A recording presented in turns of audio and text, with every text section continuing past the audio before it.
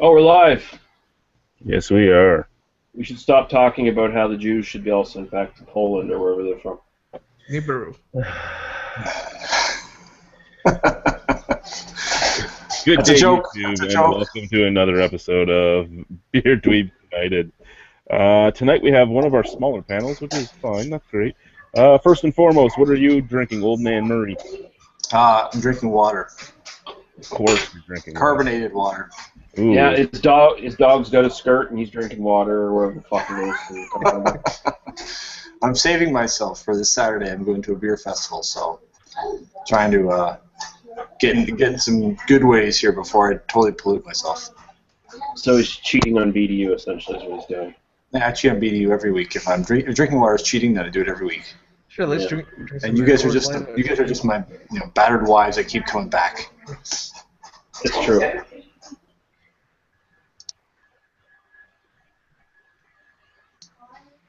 Anybody else drinking anything? Same time rice oatmeal. Nice. Sorry, guys, I was being yelled at. Tell them to piss off.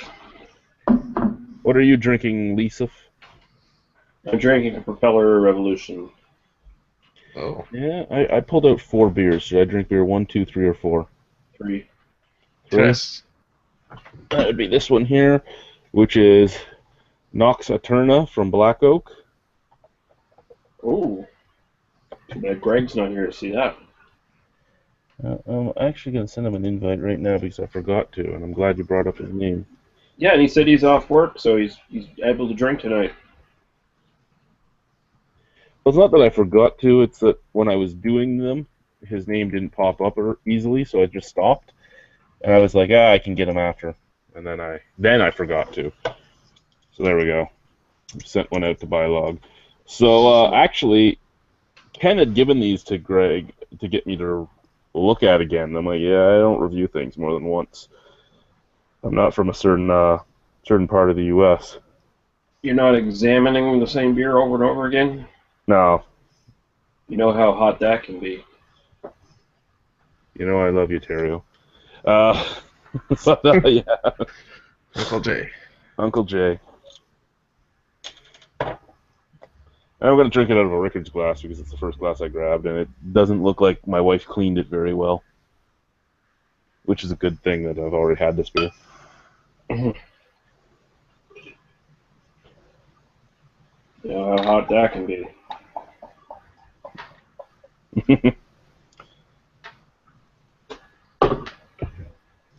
I don't have a sandwich, though.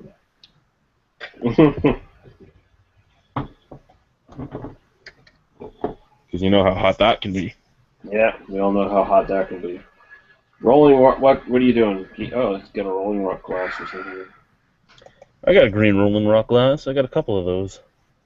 I made a North of 7 leatherback rum and coke with it. Nice. Not good a beer. So, normal Canadian beer news that we start up with.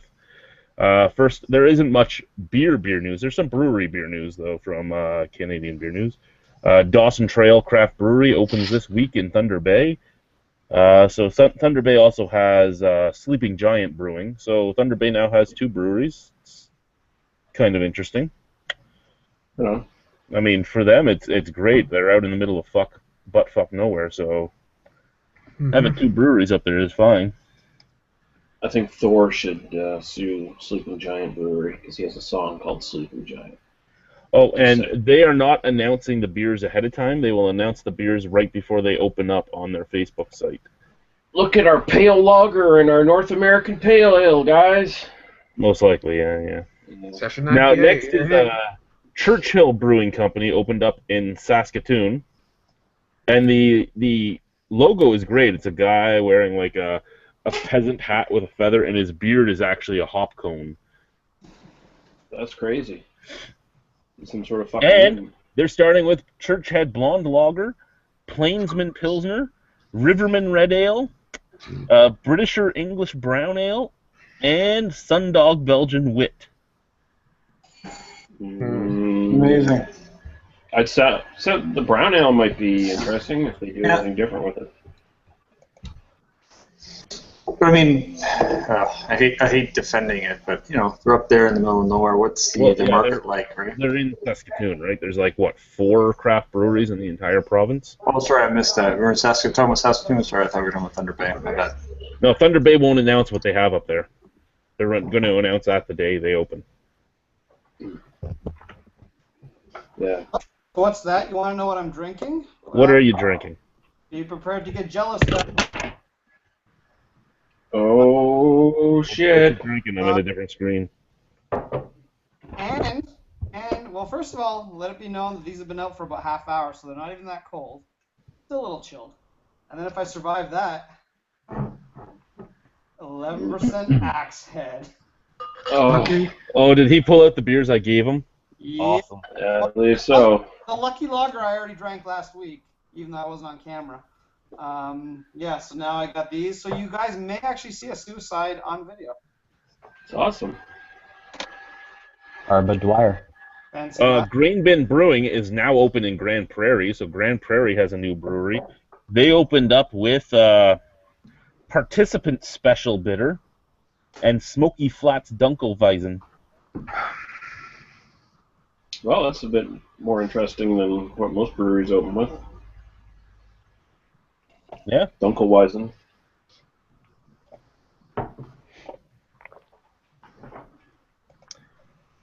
Last 2 bits of brewery news.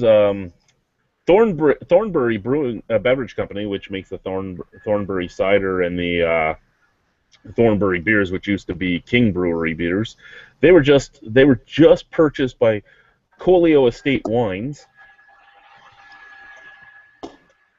So yeah, they now have a cider company and a beer company with their winery.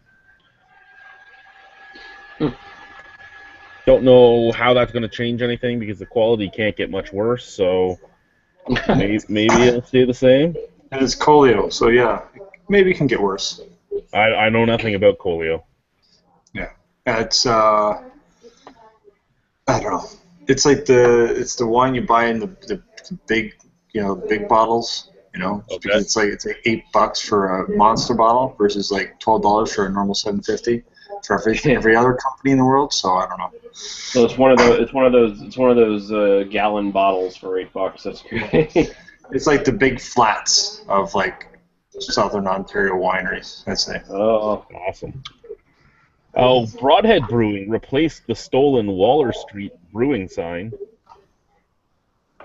So the tagline for this little article is, in a great example of the camaraderie that exists between craft brewers, one Eastern Ontario brewery has stepped up to replace a sign that was recently stolen from another brewery in the area. Yeah, the camaraderie. The same brewery that just made a brewery changed their name because something that's in their tagline was the name of that brewery. yeah. On the morning of February 5th, someone stole the custom-made wooden sign that was on the outside wall of Waller Street Brewing in Ottawa. I bet you it was Dale. Attempts to identify the thief from security camera footage have been unsuccessful, and the sign has yet to be found. In the meantime, the folks at Broadhead Brewing in nearby Nepean created a new sign for Waller Street, which they presented to them as a surprise gift earlier this week. So first and foremost, though, I mean, nice of them to do it. Yeah. Better not try to name any of your beers somewhat similar to ours. Dog. Oh, that's why the lantern is orange. They probably just stole the sign themselves, then made them another one so they could seem like good guys. Yeah, we like this color better.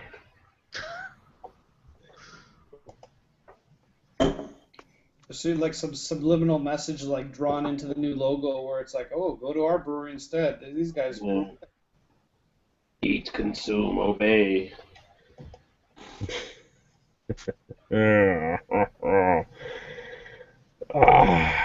Alrighty. So. Fuck you. What? Seriously. Fuck you. Which one are you drinking? Tundra Ice. Fuck you. You told me you wanted to try them. You know what? I had the Lucky Lager last week, and it wasn't that bad. It wasn't No, the Lucky Lager actually wasn't horrible. Yeah. This is fucking bad. Can't wait for the Axe Head. Greg, fuck you. This is horrible.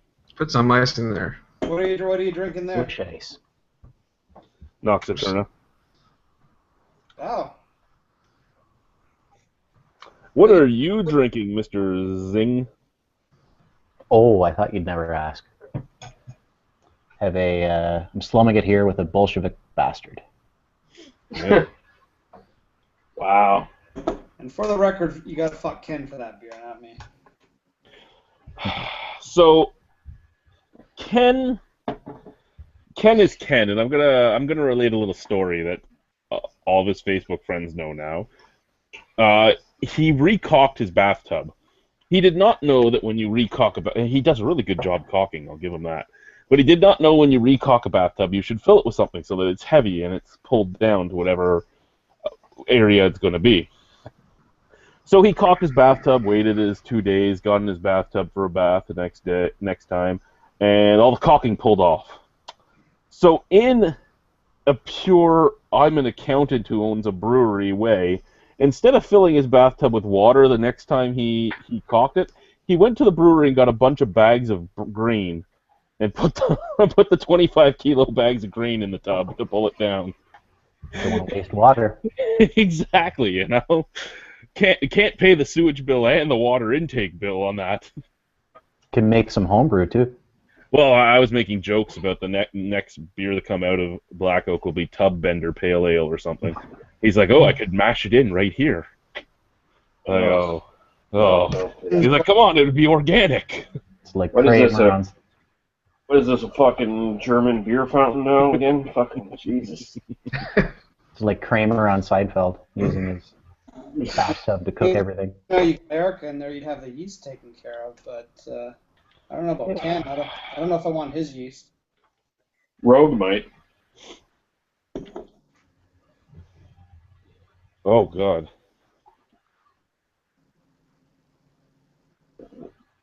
What are you doing? You can't see anything. Where are you trying to pretend that? Are we about to see a with my tasting little video? telescope? Tase test? My albino telescope. You Oh, can see now. I did get two new pepper spray brands today in the mail. Oh, I can't wait to see it get sprayed by at least one of them. I told you I'm doing a whole series of them, and then they're all going to get posted. Now, is there a way you could like hook up these pepper sprays to your fucking drones and make some sort of switch so they can go around spraying pepper spray at people around town? I suppose there might be a way I could do it on the two big drones. if your buddy went to jail for putting Roman candles on a drone, I suspect pepper spray. Don't do it. No, Chad, what you need to do is you have all these issues with all these beer clubs. You need to start a beer club delivered by drone. And make it it'll be so fresh, it'll be like bottled, and 5 minutes later it's at people's houses. Oh, so yeah, I was gifted a February 6 fur from the Canadian Craft Club. It had a much better selection than the first month, but still, it was if I had paid $112 for it, I don't think I would have been happy with And then they charged you for your free box. Oh, no, they charged me for the next month. They charged me for the March box that I'm not signed up for. Did they resolve that? They told me I'm getting a refund, but companies, they like to take 5 or 6 days to do a refund, even though that you can do it automatically. Yeah, they do that to like 100 people, and they make interest off your money for a week. That's how Yeah. it's going.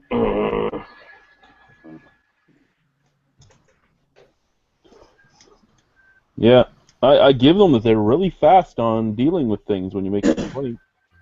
Well, you know what? When you're an upstart company, I mean, I don't know if they have big corporate backings or not, but when you're an upstart company, that's what counts is the customer service. Like, if people will forgive if your beer's a little shitty for a little while if you support things well. Yep. Especially you. I mean, if you went on your channel and start bad-mouthing them, that might actually have an effect on the business. So, because you're pretty well known, at least in Canada, for beer shit. So. No, I'm a nobody. I'm a nobody with a beard. Now, do you know? Went on the... Sorry, what was that? Oh, I was just going to say, the other people that got that same box, would they have been... Anyone that complained about the age of their beer was given a free upgrade to a Free. 6 Yeah. Well, I complain about it even though I didn't get a box. No, see, they do have, they do actually keep records of who got boxes and everything. at the very least, I commend them for at least trying. Like, Yep. a I lot give of them that. companies They would have just said, tried. "Fuck They you." did something more than a lot of beer companies would do. Like a lot of the beer clubs would be just like, yeah, whatever. I give them that their packaging is the best of the 3 beer box companies I've used. Their cards look nice. The cards are the nicest of them all. Their shipping, when you figure it's coming from Alberta, it took 5 days to get here, and it would have taken less. It's just it left on Wednesday and it got here Monday. So. And I like the fact that, like, I probably won't use them, but I like the fact that you could do 1 month. Yes, that's the Because, one like, thing if I had a brother or a buddy that lived in wherever, and I wanted to get them something cool for a birthday present, that would be a really cool treat. That's the thing that I give them, and I give the brew boxes. They both do a 1-month subscription. There are like 4 or 5 others across Canada you can use. Beer Savvy out of Ottawa. There's Canada Mail Clubs. There's a bunch of them, but they all require you to do a 3-month subscription. And I just don't want to do that in case the fucking products you send me suck. Well, not everyone can. I mean, $60 to $120 a box of beer is expensive. So I mean, not everyone can afford to do that not only once but for 3 months. Yep. I mean, you probably do get a lot of people who normally wouldn't subscribe to a thing like this over 3 months, 6 months, or a year, but they'll just out of curiosity, oh, I got a little bit of extra money at work this month. Oh, what can I piss it away on? Oh, I can do it to this. Yeah. I actually, now that the Brewbox is using Canada Post for a lot of its mailing, instead of just using their secondary delivery people, I'm surprised there hasn't been more bottle breakage issues, because their packaging is kind of shitty. Their product is great. What you're getting, and for the money you're getting it for and all that, their product is great. But you just have a cardboard box with a separator in it, and then your bottles put in. And sometimes you'll have a little bit of the almost Kevlar-like honeycomb cardboard put around it too. Mm-hmm. Or the key box. There's no bubble wrap. There's nothing like that. It's just a box. That's just a testament to the fine, upstanding individuals, men and women, who work in our postal service, who take the special care to make sure our packages get where they go in an expedient manner and very safely. It's probably just because they're insured. You get the key box too. with pipe insulation. Yeah, exactly. Good stuff. Yeah, I told Joe, I'm like, Joe, you got to look into this pipe insulation thing. You know, you go to the dollar store, you get some twist tie, you get some zip ties, hockey tape, you get some hockey tape, you get some pipe insulation, you're set. He just Cartoon Buffalo. Cartoon Buff. You know what? I'm sad. That's one of the videos I actually lost, was Guy on a Buffalo. And I'm sad because I had the Possum Posse Guy on a Buffalo songs going with it. Guy on a Buffalo. What about? I loved Guy on a Buffalo. Yeah. Pretty good. You loved Guy on a Buffalo? That must have been a rough ride. It was. I would have made love to Guy on a Buffalo. There was love there, though. Yeah. So that's all that matters. I just want to mention, anyone watching, it seems like the YouTube side of things, seems like they've finally gotten around to fixing the fucking comment system. I've noticed that you can now add comments down there, regular comments again. So awesome. So maybe I'll have people start commenting again. I actually had somebody complain that I end these too early, and I'm like, well, now that we can't get comments from people, once we just start rambling, I just go offline. Yeah. It was your comments, people, that were keeping us going. It's your fault that we had fucking 8-hour hangouts or whatever. Yes. The fuck they were. So there was you want to see that? There was a Quebec Major Junior Hockey League referee that was hit in the groin recently with a can of beer. And he was a moving target. He was actually skating down the ice when the fan threw the can of beer.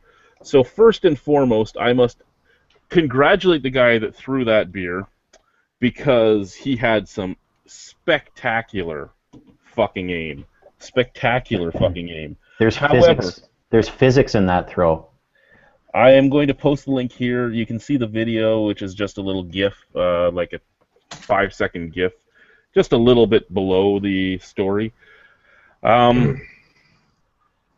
It's amazing, first off, that the guy got hit in the groin. But second of all, here's another sporting event that will no longer have cans of beer because somebody got hurt with a can of beer. Because some people that sit there are too stupid to not throw things at people. Well, we just start giving the referees fucking cups. I'm sure he was wearing it. Well, then what's he complaining about? Have you ever been hit hard in a cup? Why don't they just start letting the referees start carrying guns? I'm pretty sure a hockey puck or an errant fucking skate or hockey stick smashing into the groin is probably going to hurt a lot more than having a beer can thrown at your groin. They do hurt. They do hurt. I don't know, but this sounds like a new series of videos for the albino rhino. Yeah, I'm just saying. Put on a cup and see what I can take. Yeah.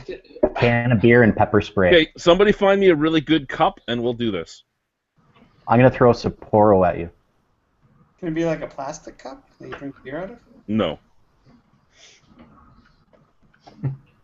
One iron Sapporo can right to the balls. Oh, those Dixie Sapporo cup cans, jock. I've used those things as fucking, like, stilts. Okay. They're not one you want to try to bust over your head. Mm-mm. At my Dirty 30 party, we had the bag of derp try and bust one over his head because he said he could do it. And he smoked himself in the head, and nothing happened. Then he sat there and he was trying to crush the sides in a little bit, and then he went to do it again, and he hit himself in the same spot, and he started crying. It was awesome. And then he forgot math. He never knew math to begin with. And now he's like fucking Muhammad Ali, and he's got Parkinson's and shit. Just released is that Ontario grocery stores will be getting cider and wine sales as well. Part of the wine sales will be through the wine rack, and what's going to happen is they're going to have to share their shelf space with other Ontario wineries instead of just their wineries. And then you're going to get some ciders on the shelves beside the beer as well. So huge step forward right there. Huge step forward right there. We're still taking little baby steps and all that, but this change happened a lot faster than I thought it was going to. I mean, beer started in December. We're now in February, and they're saying, hey, yeah, maybe we should sell wine and cider too. I started reading an article, and I saw the picture of Catherine Wynne, and then I immediately wanted to vomit and then like kill every woman in the world. That's just me. And would you believe that she is unavailable to all men out there? What a loss. What a loss to all of us. She's such a phony. She's such a fucking phony. I hate her. I fucking hate her. Yeah, here's my thought is, why the fuck, it's an all-alcoholic beverages. What the fuck does it matter if you like the taste of beer, or you like grape, or you like apple? Sell them all in the same fucking grocery store and let people get drunk however they want, when they want. And while they're at it, sell them at every grocery store. None of this stupid, 100 in the whole province. 450 in the whole province. Oh, well, that's better. Then I By 2025. Yeah, there's this irrational, illogical assumption that somehow beer is going to be more attractive to kids and stuff, and it's just got this weird stigma on it that higher class alcohols don't. Higher class alcohols like cider. They're worried people like Chad will use coolers and ciders to drop too many 18-year-old panties. You ruined it for us, Chad. Yeah, I was terrible. dropping 18-year-old panties with coolers and ciders when I was 15, okay? Most of the panties were my own. They were 18 years old. Well, nothing wrong with that. Actually, I've been sitting back and looking at my clothes, and other than my beer shirts, most of the clothes I own are from when I was in high school. Underwear included. So it's a sad, sad day. My girlfriend always makes fun of me because I always have a game where I try and keep my underwear alive as long as possible. As long as it stays on my ass, it works. Yeah, I have pairs of underwear that are 12 years old right now. Oh, I think you got me beat. Mine don't last that long, but some of them are in bad shape.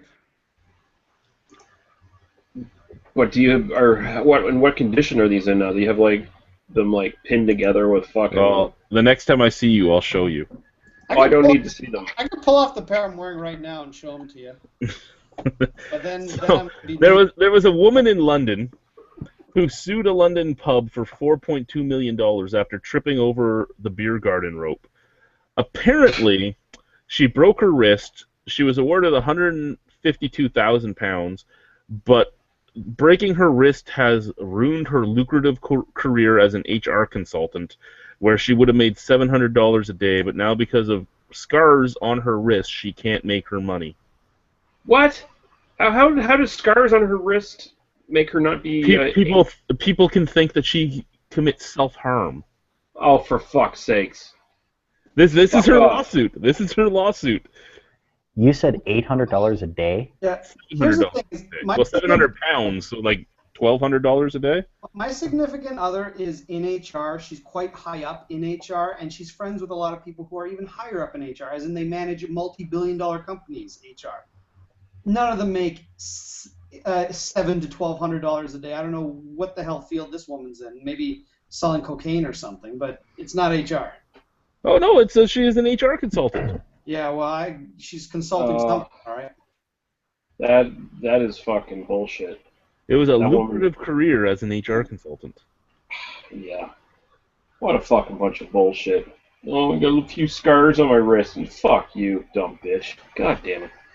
And she tripped over the rope at the beer garden, and the pub was like, okay, we'll take the fault for that. I personally wouldn't have. If you tripped over the fucking rope at the beer garden, that means you were drunk. Well, I guess that might be why they took responsibility for it. They're like, yeah, we gave her too much booze. It's our fault. Maybe that was what it was. But then, this is the problem with the law now. She has to take some responsibility for that, too. Was she trying to step over it? What was she doing? Did she drop her money clip? Yeah. Was she wearing bike shorts and couldn't get her leg up high enough? Was she too busy human resourcing and she wasn't watching where she was fucking walking? It was very lucrative that night, okay? It must have been very lucrative. You know how hot that can be. She's taking some economics classes, I can tell. You know, she probably tried to jump the fence, but then all that money she had was just weighing her down. And that's right. She wasn't using a money clip. And grabbed it and just took over. Terrible. It's just terrible that these poor victims these days that are just being destroyed by modern society. These poor victims, these poor sad victims, aren't going to have their so-called 800 fucking pound a day fucking jobs because they got a couple scars on the wrist. What kind of fucking scars would be on her wrist that would be visible from just, fucking up her wrist a little bit because she fell? She probably needed a surgery. I'm going to guess she destroyed her wrist pretty good and they gave her surgery for it. Yeah, but when they do surgery, those scars eventually heal. And they're usually micro scars, too. They're not like... Yeah. Oh. It's fucking bullshit, man. It's such fucking bullshit. She probably knew somebody in the court or something like that and got a... Probably hoping to get hand modeling. It just didn't work. I mean, and she's in human resources, so she probably, she's probably got some fucking good contacts with lawyers and stuff, too. Now, if she was a hand model or something like that, I could see that being a valid... Like a what? More valid, anyway. Hand model. Yeah. Yeah, hand modeling. Or fisting on a casting couch. No, she wasn't fisting on the casting couch. Well, now she can't, though. That's the thing. She's lost that opportunity in life. Yeah. Yeah. Your lucrative career in Brazzers is gone. No more Captain Stabbing for you. Oh, I fucking hate people, man. Her and that fucking dumbass bitch from years ago burned herself with Tim Hortons coffee because they sued because they didn't have hot on the fucking cup. There's been a lot of interesting lawsuits. There was the McDonald's coffee lawsuit. There was the McDonald's made me fat lawsuit. Smoking lawsuits. One of my favorite was the guy at Starbucks at the toilet seat fell on the tip of his penis. He sued them for $100,000. Like, there's some great lawsuits out there. Old flapjack. What kind of sad motherfucker do you have to be where you... My God, I hate this world. I fucking hate this world. And Joe came into the chat. I hate this world even more. There's a YouTube comment about that. Yeah, Basement Beer Reviews says, no Dusty Joe. Thank goodness, baby. Thank goodness, baby. Not a very good speller. That's all right. So man. this is an article that's about Heineken, and this time I'm actually siding with Heineken here. I'm siding with the big business. Beer makers stopped from ending contract in Kenya. So Heineken was under contract with 3 distributors in Kenya for distributing rights from 2013 until May 2016. They decided they wanted, and after that the contracts would be 1 year at a time. They've decided that they didn't want to work with these distributors anymore. They decided not to give them a reason, which was stipulated in their contract that they didn't have to give them a reason to leave. They just had to pay each one of them $150 million if they ended the contract. So they were willing to pay $450 million to get out. So something went on. These 3 distributors took them to court in Kenya and were like, this is going to affect our business. It's going to affect other businesses. They can't end their contract. And the court upheld their fight to make them stay in the contract. You know what? Contracts do have out clauses. You can terminate contracts. They don't want to work with them anymore. They shouldn't have to work with them anymore. I bet you it's Obama's fault. He's Kenyan, right? Oh, it is Obama's fault. Yeah, I'm usually against the big beer guys, but yeah, I'm completely with Heineken on that. You don't want to work with the guys, you shouldn't have to work with them. Yeah, I agree with you there, Chad Terrio. Just call me Lee Terrio, I agree. I'm in agreement. That's bullshit. Heineken should be able to pull it if they want. Everyone should be able to pull it if they want. I was waiting for that one. I knew that was coming. I'll take the low-hanging fruit. Okay, so New Toronto Brewery, Halo Brewing, is giving back with open source beers. So they are going to be brewing their beer, and they're going to be giving out the full recipes, every adjunct, every grain, every hop, every variety of yeast used, what their water template is, the heat, the temperature at which they ferment their beer, the length at which they ferment their beer. They're giving everything away so people could brew everything they want at home. Now, you can trademark a brand. You can't fully trademark recipes because, anyone can mix and match to the same degree. It's just whether or not you do all the processes are the same. So I kind of understand it, but at the same time, I can tell you if I opened a brewery, there's no way in hell I would give everything away. Maybe I'd say, yeah, this is all the malts and hops and everything I use, but I wouldn't give you, this is what I do to my water to make my water the way I want it, or this is what carbonation point I give it, and like everything. They're giving you everything. I fail to see the problem, though. I don't understand what the problem is. If people like their beer, they'll still buy it, whether they know the fucking recipe or not. A lot of people aren't going to go to the trouble to make their own fucking beer. They'd rather just buy it from a convenience store. So if the beer's good, they're going to buy it. Yeah, and that's exactly what I said on Facebook, because I don't get why. I mean, it's not like you're giving out pirated movies or something that everyone can just enjoy. It's like most people won't bother to make their own beer. This fucking outdated attitude of keep our recipes secret, family business, keep it all in the family kind of thing, that's the kind of thing that fucking crippled the European beer market for a long time. These little fucking closed-minded family-owned breweries that were doing it the same way for centuries and losing sales because they weren't open to new ideas and connecting with other breweries and sharing, and they're just started learning that now in the last 10 years or more, or even less. They're starting to collaborate and try new things.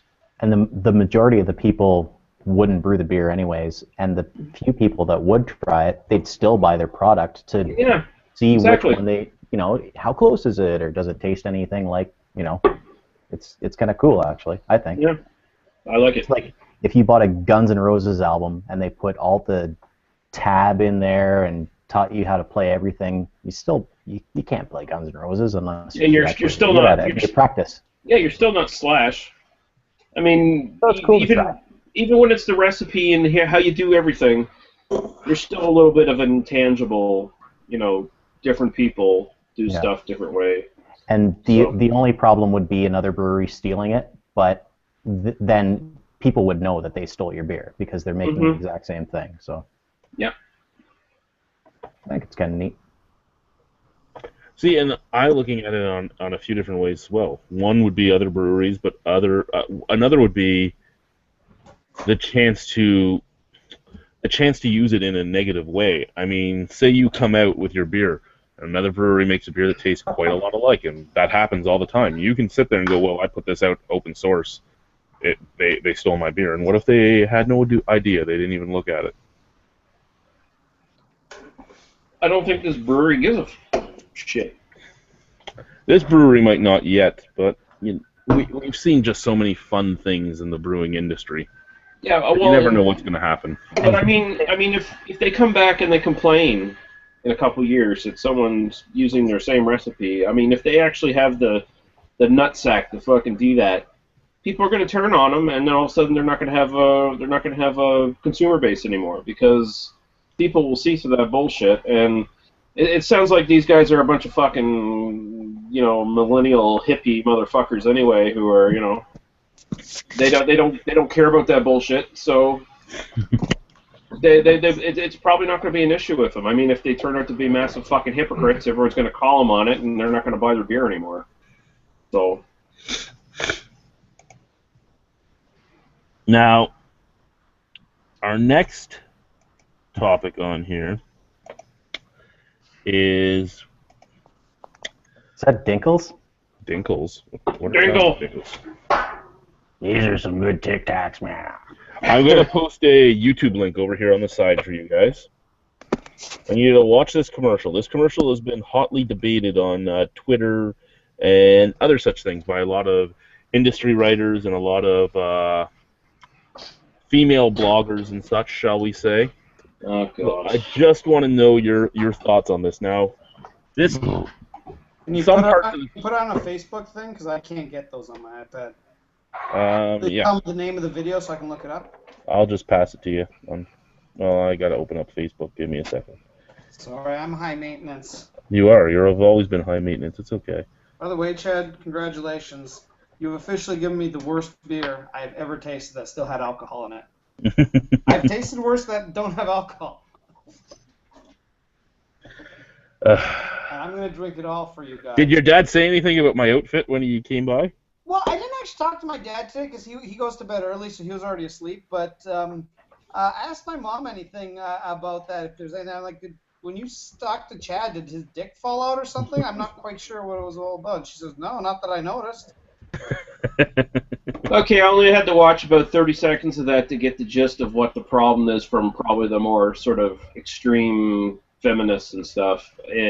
Just the idea that women actually desire men and some women actually like manly men, or whatever sort of man they're singing about in their fucking song.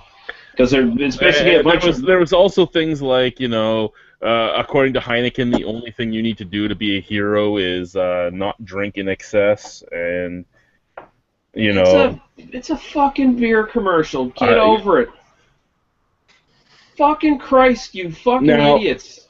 I've read a lot of Twitter conversations. I've read a lot of comments on different websites about it. I've read a lot of the comments on the YouTube page. And let me tell you, all the comments will give you brain cancer.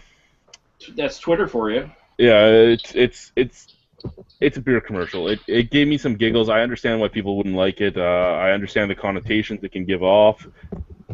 And you don't like it, don't watch it. Really, one of the things was I was reading one thing from a guy. I'm a marketing exec, and I was part of this commercial, and we were all high-fiving ourselves for how great our commercial was. Your commercial wasn't actually that great. No. And if you're an ad exec in this day and age, this isn't like 40 years ago, 50 years ago. You got to start thinking about, because of social media, you got to start thinking about any way this commercial can be taken. And I know how you feel about that. You know how I feel about it, but it's true. You still have to. If you're going to put out a commercial like that, you can't really get angry when these people come out of the woodwork about it, because it's going to happen. I don't see the issue. Like, okay, the commercial's full of beautiful women. They all look like strong, independent women, and they happen to like to fuck men. Big deal. That's the fucking commercial. It's fucking fancy. It's stupid. I think the part that most of the feminist beer bloggers that talked about it were most akin to was they were all leaving the guys that were drinking, and then the one guy that said no to the beer, the bartender's like, "Ooh." Hey guys, what's going on? Oh, we're just complaining about shit. That's where they seem. I gotta tell you, I didn't mind that commercial. It's just a whole bunch of horny women going after a man. Yeah. Well, I've got no time for people who feel they need to fucking complain about frivolous shit like that when in Muslim countries men are still able to like fucking beat their wives and shit. You want to complain about something? Go complain about that. It's fucking stupid. Harmon's in commercials too. Commercial. believe if wife shows her ankle, doesn't she deserve to be stoned to death? Apparently. I mean, I would agree because, that's the kind of misogynist I am, but, I mean, fucking Christ, man. I mean, it's a fucking beer commercial. You don't like it, don't fucking watch it. It's not going to change anyone's opinion. It's not going to turn some 13-year-old guy into a fucking raging misogynist who's going to murder women when he's in his 20s, Like, fucking come on. I just want to know what Dusty Joe thinks about all this. Maybe Dusty Joe, what he thinks that he wants to challenge Mr. T Keychain to a match at WrestleMania, baby, in Hell in the Cell. Also, I want to point out, I agree with I was going to say Lee Russell, a.k.a. Hogley or whatever you want to call him, baby, because the simple fact of the matter is Dusty Joe says everybody can find something to be offended about if they want. Yeah, right, because fake accent. That's right, because I'm sitting here right now, Dusty Joe, and I'm offended by you, baby. You sitting here baby. talking smack, go hell in the cell. You wouldn't stand in hell in the cell, baby. I'm offended by your shitty podcast, but I just don't watch it, baby. I don't listen to it, and I don't care about it. So that's how that works. Well, that's pretty good because there's nothing to watch on the podcast because it's not a goddamn video. I watch your videos on the YouTube, baby, and you put lots of little pictures in there because I can't read. It's great times. Don't make me mad. Oh, baby. Baby, you shut your mouth, Mr. T. Joe, I just feel that you could express your opinion better if you did it in a cartoon buffalo voice. Oh, baby, it's not even real. I mean, it's not even a real person, Greg. No, aren't you a buffalo? Baby, I'm a cartoon buffalo. I'm not like a real buffalo. I'm going to drink from the Dandy Brewing Company, Dandy in the Underworld. I always knew you some sort of dandy. Also, I just want to touch on the subject of Chad owning underwear that's 12 years old. Number one, baby. Number one, let's say something here. You shit what 47 times every day, baby, and then you fart in every video. I don't even know how anyone can live with you, let alone stand within your vicinity of like a foot. Hey, haven't you been on Facebook in the last few months? Smelling other people's farts cures cancer. Oh, be sure to run that one by my. I guess everyone that ever came in contact with you is now cured of cancer for the rest of their life then, because that's gross. It's kind of like how brown cows have chocolate milk, albinos have delicious smelling farts. So I'm pretty that sure. cured cancer, baby. No. My farts do not smell delicious all. Well, contact with semen cures depression in women. That's a true. I've heard. Done by men scientists. Did you just find that out in that Heineken commercial, baby? That's right. That taught me everything I need to know about women. Now I know now how to treat women improperly. You just need to not drink, okay? None of us are heroes because we drink. Well, Ewart's a hero. He's drinking water. Ewart is the biggest hero of them all, baby. He's drinking water and he's going to carry his little 6-pound dog in a carrier. That's right. He's the hero to that little puppy dog who's been indignified by the females in the family. Russian beers don't count. True, they're not even alcoholic. Mm-mm. That's right. It's a metric system. I think I know why Chad's underwear has survived so long. It's because he hardly ever fucking wears the underwear. That's probably the problem. It's probably been sitting in the door for 12 years. The only holes in it is probably from moths. I don't wear underwear very often. Every single underwear that he owns, every single piece is probably colored brown by now. I go commando quite often. Actually, I don't buy white underwear for that exact reason. No, they end up looking like that mummy, like the gauze that's on mummies. Yeah, originally his white underwear, his what do you call it, Ninja Turtle underwear were white previously. my shits drew Ninja Turtles on them. I have some white underwear, and I rarely ever wear them. Like the one time I ever did wear them to work, I took a gamble and lost. Yeah. Jesus, this is great. It's a great beer discussion. Yeah, I was gonna make the joke about the rhino putting the turd in his turtle underwear, but I don't know. Probably doesn't work no more. Okay, so sorry to steal your thunder. We changed the subject. There was a post that was shared by Stephen Beaumont. A lot of people that were all writers and bloggers and all that went all down his list going, oh my god, this is disgusting. None of them have tried this, mind you, but they all were just going, oh, it's disgusting, I would never drink it. I came in and was like, I actually tried this years ago when it was called something else, and it actually wasn't bad. And to which, there was more, oh, you're crazy, dude. And I'm like, would any of you guys try this? Well, no. What the fuck? So first and foremost, my first question is, would you call something disgusting before you ever tried it and deny ever getting a chance to try it? I mean, I'll say there's things that I don't think I'd like, but if I haven't tried it, I can't say it's disgusting or not. I mean, That's probably where it's sit on it. Yeah. I mean, I've never tried dick, but I assume I would like it. You fucking liar. You got me, Joe. Anyway, so in 2010 in North America, Smirnoff came out with what was called the Smirnoff Rocket, which was mixing half Smirnoff, half beer. Now, in Ireland, they are doing the Smirnoff Rocket. They're calling it something else. It's Guinness and Smirnoff. Now, when we did our Smirnoff Rocket, we did it with Bud Light and Smirnoff, and we did it with Guinness and Smirnoff. And the Guinness and Smirnoff, surprisingly, was actually really good. It tasted like lemon coffee cake. And the whole thought about it, the entire time we were going to pour it, we were all like, this is going to be disgusting. Then we drank it, and we were like, oh my god, this is actually good. No, but wait, what kind of Smirnoff? Like, are you talking like Smirnoff Ice? Oh, okay, yes. I see. So I was going to say lemon? How are you getting lemon out of fucking vodka? Yeah, that's a pure palate, the baby. cocktail is being called Black Ice in Ireland. So, yeah. The tagline of this is glorious or disgusting. This Guinness and Smirnoff Ice cocktail is dividing the nation. And then again, all the bloggers are like, "Oh my god, that's disgusting! I would never touch it." If you've never tried it, did you say it was dividing the nation, baby? That is the dumbest thing I heard. I thought it's the dumbest thing too, but this is just another dumb overreaction. It's just like the idiots complaining about the Heineken commercial. It's just they're looking for something to be offended about to post on their fucking Twitter.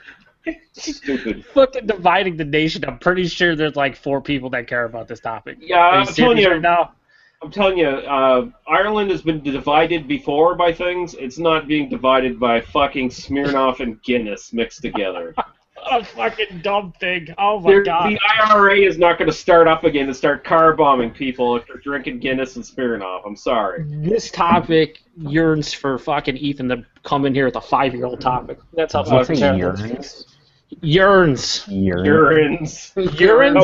so what I want to know is will any of you, especially those of you that actually have channels, will any of you get a Guinness and a Smirnoff Ice and mix them half and half for me? I'll do it. Okay. Tell me what you actually think of it once you mix it. I'll make a video and make fun of people. He's only half retired, so he can have a half beer. It's not going to be a real review. I'll just make a video and make fun of people. Why not? I'll rant and rave about it, baby. That seems to be all the... I mean, if people don't like it, people don't like it. That's fine. I just want people to actually try something before they straight out say it's disgusting. Rant and rave it. As long as there's no M-bombs or F-bombs. Can we get a rant and rave with Dusty, baby? Because that's what I think. Dusty going on rant and rave about this Smirnoff and Guinness beer. And then you can cut a promo on Jordan St. John, baby. Right? That's what you need to do. Jordan St. John. This is fat bastard. Jordan St. John did not touch this at all. He was actually one of the few people that didn't touch it. Ben's Beer Blog touched it. The guy that runs Canadian Beer News touched it. A couple brewers from the U.S. What are all these male people? What are all these males in the beer industry doing touching this? Oh my god. A few of the female beer bloggers touched it too. Oh, okay. We got equality. That's awesome. Yep. Hi, Nick. Happy birthday, Nicholas. Happy birthday. Happy birthday. Happy birthday, baby. No? Okay. I was going to say that Lee's going to rant and rave about all those people who still have BeerTube channels. That's right, all the fucking assholes. Oh, what you got there, Nick? Is that a high-powered sniper rifle you got yourself? Selfie stick. Oh, It's It's a bar for suspending something from a light stand, camera light stand. I just got it today. You should have let out as a sniper rifle. I was like, he hit 36. He's finally decided this. I'm not your brother. Yeah, okay. 36. You're old enough to be my son. I got news for you. Everybody's old enough to be your son, you fucking decrepit bastard. Let's say if he's 25, he's old enough. Ain't old enough to be your daddy. Old enough to be your baby daddy. Good day, Brandon. How's it going? Good. Chad. What you drinking? I actually have a beer tonight. Hefeweizen from Weinstefana. That's a good one. Nice. Don't know if I'm pronouncing that right or not. I'd ask Nick what he's drinking, but we see how he's just playing with his stick right now. Yeah. Got Oma Gang 3 Philosophers. Oh, baby, that's a good beer. That's a I good got beer the right Oma there. Gang Hennepin if you want it. It's not as good as an 11% Axe Head, though. What's that you're drinking, Greg? Shit. 11% Axe Head Extreme Beer. Made by the Minhas. If you wish to learn more about it, you can go to www.damngoodbeer.ca. I'm good. Are they advertising for somebody else on their cans? That's crazy. Hey, she is a dragon on Dragon's Den this year, okay? And Chad was nice enough to get me a King Can. So she's a dragon lady? What is she, Asian? Ooh, I like those Asian. No, she's not Asian. Well, You can't be a dragon lady then. Hey, speaking of King Cans, I saw a good life hack today for anybody who wants to drink in public. The Tim Hortons extra large cups hold a King Can really well. well, they don't hold coffee very well, so... No, that's true. Yeah, especially if it's got a lid on it. Yeah. Coffee's guaranteed to be all over your hands if you got a lid on it. Thank you for that tip. Can you point me towards the closest bridge so I can drink it? Now, here's a question, Ewart. In that little fucking carrier for your poor abused dog, can you actually fit any cans of beer in that? Is there enough room?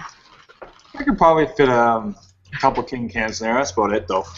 Give the dog a few sips while you're going on the walk. At least Yeah. let it have some sort of life. Yeah. It probably have a sip and he'd probably overdose on it. He's so small and his tolerance is pathetic. Trust me, I've tried. One sip, more for you. There you go. Yeah, there you go. Anyone in Ontario noticed the new Molson's beer out? No! Molson 1908, a historic strong ale. I saw that and almost bought it, and then I bought it because I could find it in a single 625 for $3.90. Wow, $6.25? Really? For Bottle or can? Bottle. and it's How the much one was with it the for oldie time $6.25? label on it. You could buy it in the 625 milliliter bottle, or you could buy it in a 12-pack of bottles. How much is $6.25? $3.95. That's good. I guess if it's half decent, that's at least well priced. What's the bottle like? Is it like One vastly second, I gotta different? turn off my camera so I can stand up without you seeing my ass crack, and I'll go get you the bottle. Well, we want to see your ass crack. Isn't that why Nothing we new. in this hangout? That might be why you're in the hangout. I don't think anyone else wants it. $6.25. I've never seen a $6.25 bottle. You know why I think they do that? Because I'm pretty sure if it's a 630 milliliter, then when you return to the beer store, they have to give you 20 cents for it. But 625 is right below the threshold, so they only have to give you 10 cents back for it. Ah, Those smart. fuckers. Yeah. So it has its own special cap. Has a 1908 neck tag, which tells you some history. That's Oh, the it's one just like I saw. Muskoka, baby. Okay. There you go. They put a little bit of effort into the packaging. Yeah. All right. Good for you, Molson. If the beer's half decent, then even better. Can't you get this through your girlfriend there, Greg? It doesn't work for Molson anymore. It hasn't worked there for about 4 or 5 months. Didn't know that. I mean, I can still go to the Molson beer store and buy it. I just would have to pay for it, and I don't want to do that. We don't talk about her very often, so I didn't know. No. She got out of there. It's like a golden ale, isn't it? And then they say it was supposed to be a strong ale of some sort. Yeah, historic pale ale is what it says. 6.8% alcohol. John R. Molson and Brothers. No preservatives, of course, it means there is. unfiltered. Really? Yeah, I'm actually intrigued on this one, to be honest with you. Yeah. Especially because a lot of the bigger breweries are starting to make better beer. They're starting to realize that they have to make better beer. And it always intrigues me when you find one from them.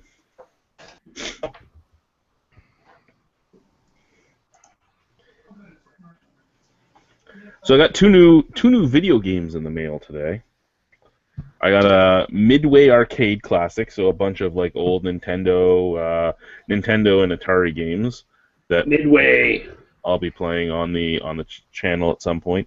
I was playing Rampart for a little while, and I realized that the controllers on the PS3 do not adequately translate to playing Rampart. I couldn't get past the first fucking round of barrages ever because the response time is too slow when you're trying to rebuild your castle between rounds. Is Mega Man a Midway game? Pardon? Oh, sorry. Mega Man. I was just wondering, is that a Midway? It is not a Midway arcade game. It's a Capcom game, but I did buy the Mega Man X historic compilation for the PS2, so that's Mega Man 1 through 10. Nice. I love those games. Yeah. I had like 3 to 6 somewhere in there. And everybody's always like, well, you need to get it for the original console. Well, you know what? I have the original NES. I have the original SNES. I normally just play on the Retron 5 because I don't have to worry about breaking my original stuff then. Mm-hmm. But at the same time, original Mega Man is like $40. I got all 10 Mega Mans for $8.99. Guess which way I'm going. Yeah.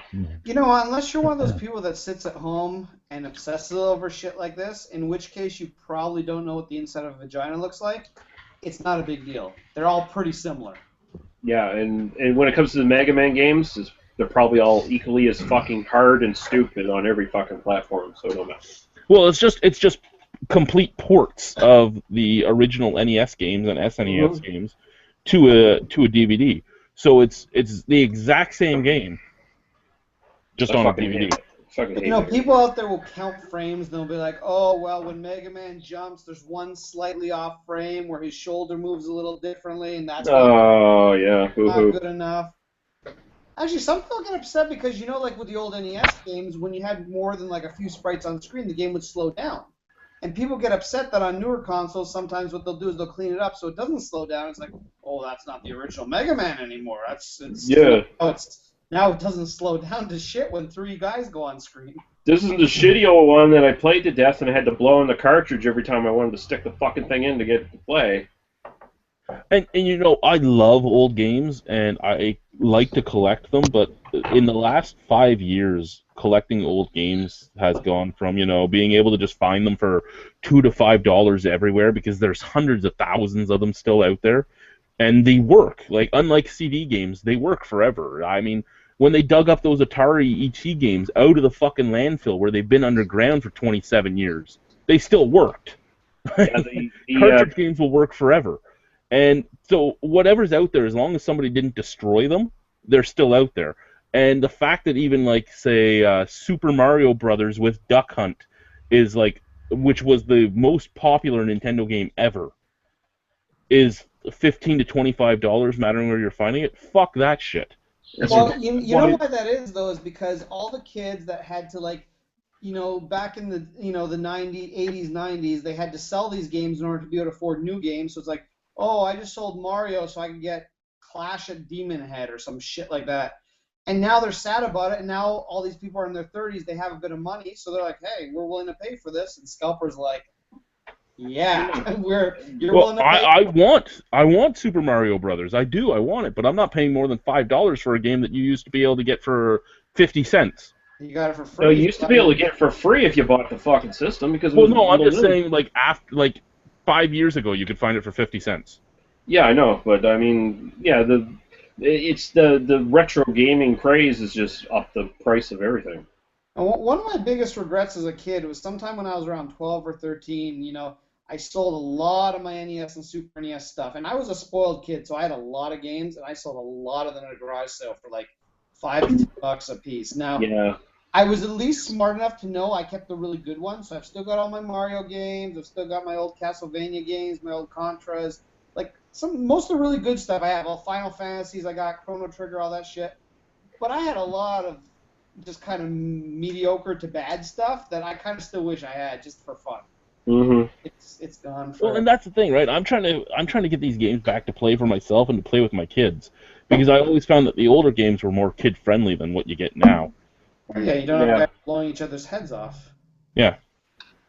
But yeah, I mean, my friend Peter, he's in the same predicament where he's always trying to get retro games. He's like, man, the fucking prices for some of these fuckers. And so, and the prices really matter where you are in the geographically too. Like I watch a lot of guys on YouTube now just to see what they're paying price wise. Like there's a channel called Game Chasers, and these guys will walk into a flea market and everything will be $2 to $4, and I'm like, why the fuck can't I find that here? Like I found there was one retro video games retailer at the flea market I went to, and as soon as I saw Super Mario for $15 and like Pilot Wings for $25 and all that, I'm like, yeah, leaving right now. Just turned around and left. You knew what was going to happen, because if you had to pay that price for like the most easy to get game back in the day, like everyone had that fucking game, then you know what you're going to be paying for like fucking Dragon Warrior or something like that. You'd be like, oh my god. And then, like, Earthbound. The fact that Earthbound is $300 to, well, $200 to $600 is disgusting. Especially because years ago, it was you could buy it factory sealed still in a bin for $5.99. Well, I should have bought them all up as soon as I saw them. If you're telling me it's $300, you can buy a Wii U. Okay, what does Wii U cost now? $200, $250, and then you could buy the Virtual Console version of it for $8. And it still has ended up being cheaper, and you've got a new game system. Yep. So. Well, there's a guy that's doing illegal regular Wii mods, where he mods your Wii so that it has every NES, every SNES, and every N64 game on it. Mm-hmm. And he does it for $30. He puts the chip in the Wii that has them all on there. This is a guy in Welland, of course. Why would you be legal in Welland? And Welland. Yeah. I think it's amazing that for $30 I could have like 6,000 games, but then I have to play them on the Wii, and that's the only thing is I hate the Wii. Like I have the Wii, but I don't like the Wii. Well, that's the thing with the Retron. Can you plug in the original controllers? Yeah, I play on all the regular That's awesome, controllers. because the Wii controller fucking sucks. But if you can plug in the original controllers, that's pretty awesome. Yeah, like I have 6 controllers for a Genesis, because I was able to find some cheap ones, and I had 2 from the original set. I have an original set of controllers from the Mega Drive. I have 2 original sets of controllers from the NES, and I have 2 remakes of their controllers. The SNES, all my regular controllers were broken, so I have like 4 remakes. The pads aren't as responsive as the originals were, but if I could find an original controller that still works, it plugs in fine. Like I have the original systems, but since the original systems are collector's items, why would I have them out and play on them when the Retron does the exact same thing? Mm-hmm. But it goes to HDMI, so I can just plug it right into the Elgato. Yeah. And you know, I sold my Genesis as a kid. Again, probably a dumb move, but I didn't have any games on. The systems themselves aren't actually worth all that much. I mean, no, you can get them cheap. Buying the systems is actually the easiest part of the entire endeavor. I mean, you can buy a Genesis for $50 to $60, and NES is about $70, and SNES is around $80. A Mega Drive, if you won't find those anymore.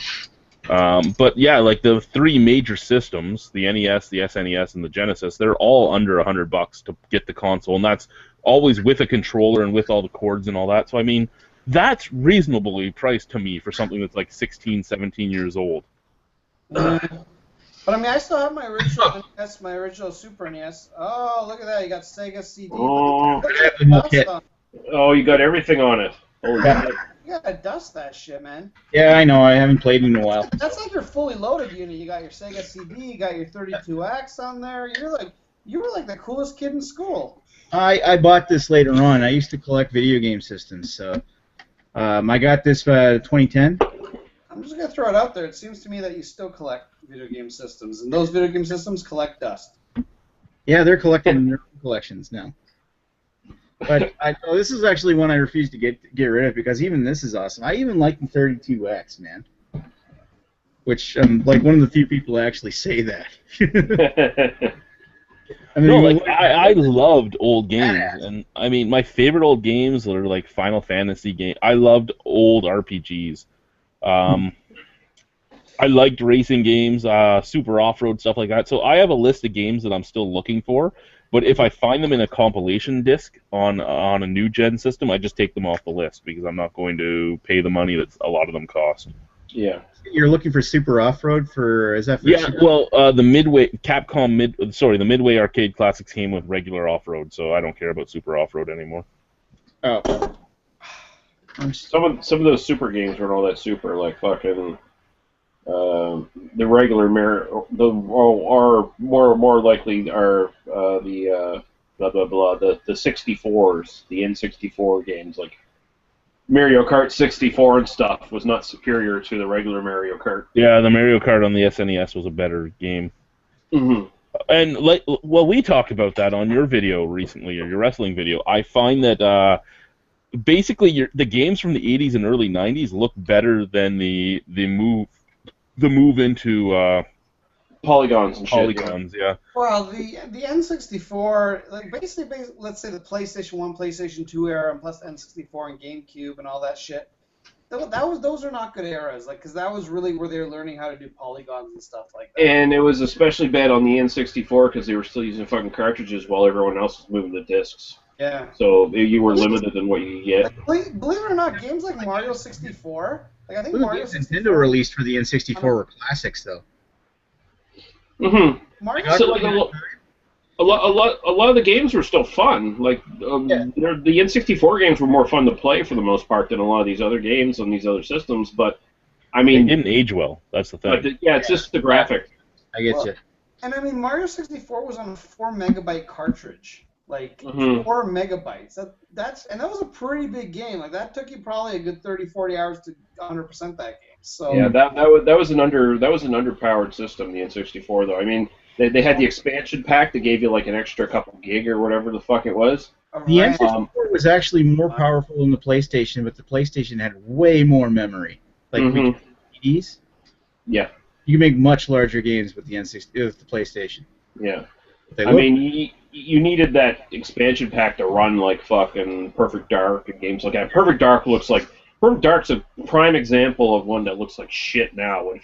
I tried doing it on my Elgato like a few months back, and I was like, I don't even think this is going to look good on YouTube, so I'm not even going to bother. The Majora's Mask and Donkey Kong 64 needed it as well. Mm-hmm. Donkey Kong 64 just needed the Donkey Kong rap, and that's all it needed. I need to get a new set of cables for my N64. My N64 currently is SOL on anything because I only have a coax for it. It's funny you talk about Donkey Kong 64 rap. Oh. You have the CD. I got it. Do you listen to that on a nightly basis? No, but I do. I mean, I won't judge you for it. I got that CD for free like years ago at a game store, so. Yeah. I will say, like, when you play with the Elgato settings and stuff, you can get it to look fairly decent on YouTube even today. Like, I'm pretty happy with how the fucking wrestling games look. Like, they look better on YouTube than they actually look on my TV while I'm playing it.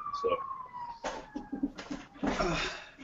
Well, that's just it. Like, when I was trying to play that Star Trek game, I enjoyed that Star Trek game as a kid, but my God, does it look bad on this TV. Yeah. That's just it. Some games, they look so much better when you play them on a classic CRT. Yeah, definitely. Because of the interlacing, you put them on a flat screen and they fucking like terrible. Well, they're meant to look that. Like I set my TV to like 4x3 and all that shit. Yeah. We lost Brandon already. Jamie looks like he doesn't want to talk to us. You were talking about getting Duck Hunt for your Retron. You know you can't play shooter games on an LCD. I'm back, Chad.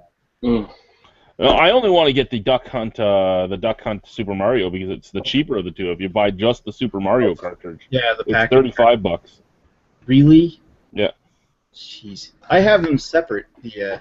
But I didn't pay that much for them. I bought them like 10 years ago. So. Well, you know, the best time to buy bought retro games was sort of right around the end of the PlayStation 1 era, because that was when they were releasing shit like the Final Fantasies on CDs and The stuff like best time to buy retro games was before Pat the NES Punk and James the Angry Video Game Nerd and all them, before they all got big. Hmm. No, that's true. But right around the time when they started releasing them, like stuff like the Final Fantasies, Final Fantasy 2, 3, the NES ones that were going for hundreds of dollars, they dropped in price because they re-released them on PlayStation. And people were like, "Oh, well, I'll just buy them on PlayStation for $30." Well, then the collectors started coming in and saying, "No, we don't care that it's available on other platforms. We want them the original format." And then the prices went right back up.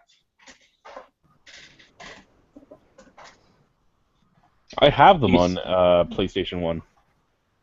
Yeah, and there's nothing wrong with that unless you're a collector who's willing to pay a lot of money, which a lot of collectors are. I actually have Final Fantasy 1 on NES, and I have Final Fantasy 1, 2, 3, 4, 5, and 6 on PlayStation 1. I've got all the original Final Fantasies on NES and Super NES, the American ones, not the Japanese ones, and I have Chrono Trigger, and I didn't buy them when they were brand new, but I didn't pay that much for them because I bought them at the right time. Now they're, I think, more than $100 each. Yep. Jeez. G sent me an awesome link of Hitler wine. Hitler wine. Yeah. There's this line of wines that have like Hitler and Mussolini on the fucking labels. Oh God. Hey, have we had any comments tonight other than basement No. reviews? Well, Lee hasn't been reading them. I have been checking, so shut the fuck up, Greg.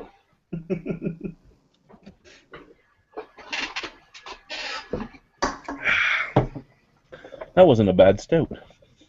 I can talk shit about Dusty Joe a little bit more here. I'll put some. Oh, do that. About to suck, big dick. Toads. Do that. Ah, he's there. He's there. He's just running a train through people. Dusty Joe likes to pretend he's not a nerd. What? I'm a nerd. I'm Ooh, alright. I was gonna drink this. I don't know if I want to drink this on camera. This is Knee Deep Brewing Company's Midnight Hoppiness, and it's 9.5 ABV and 100 IBU. I don't know if that's something I want to do right now. Is it also 6 months old? No. Though, actually, they did something smart this time, which is they sent out all bottles that don't have dates on them. Greg wouldn't like that club. No, I would not.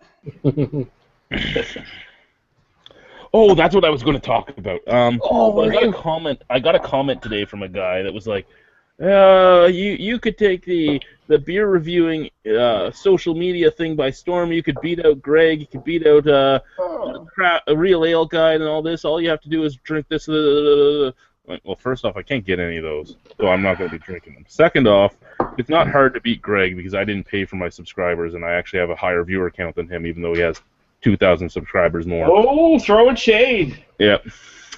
Third, I don't care about Real Ale Guide. Don't care. What he does. Except his Fourth, wife's because he was talking about endorsements and this and that. I'm like, there's nothing to be made in online beer reviews. Don't kid yourself that there is. Yeah, nobody's making money at it. Maybe Chris Stelz is making a pittance, but nobody's making a living off it. It's fucking pathetic. I mean, you want to look at the most marketing savvy, wormy little piece of shit who tried to make money off it.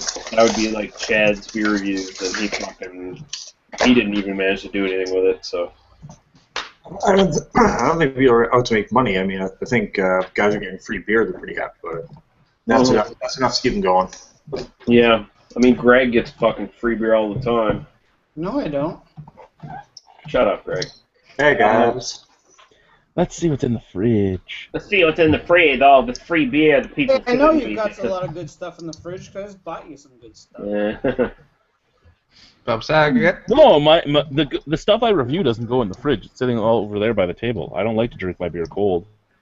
You know, put it in a couple mugs. You know, positive thing in the Why flame. don't you chug that solstice thing, that solstice, whatever the hell. Just to give people somewhat of a perspective here, the view rate for Chad's videos is 456 views per video, or sorry, per subscriber. Sorry, per subscriber, where Greg's is 135. Mm-hmm. So. How does his reviews do? He's probably fucking at about 5 billion per subscriber. Yeah. No, but that just goes to show you 2.5 times the amount of people watched, say, Chad's videos because the vast majority of Greg's don't Are exist. not real people.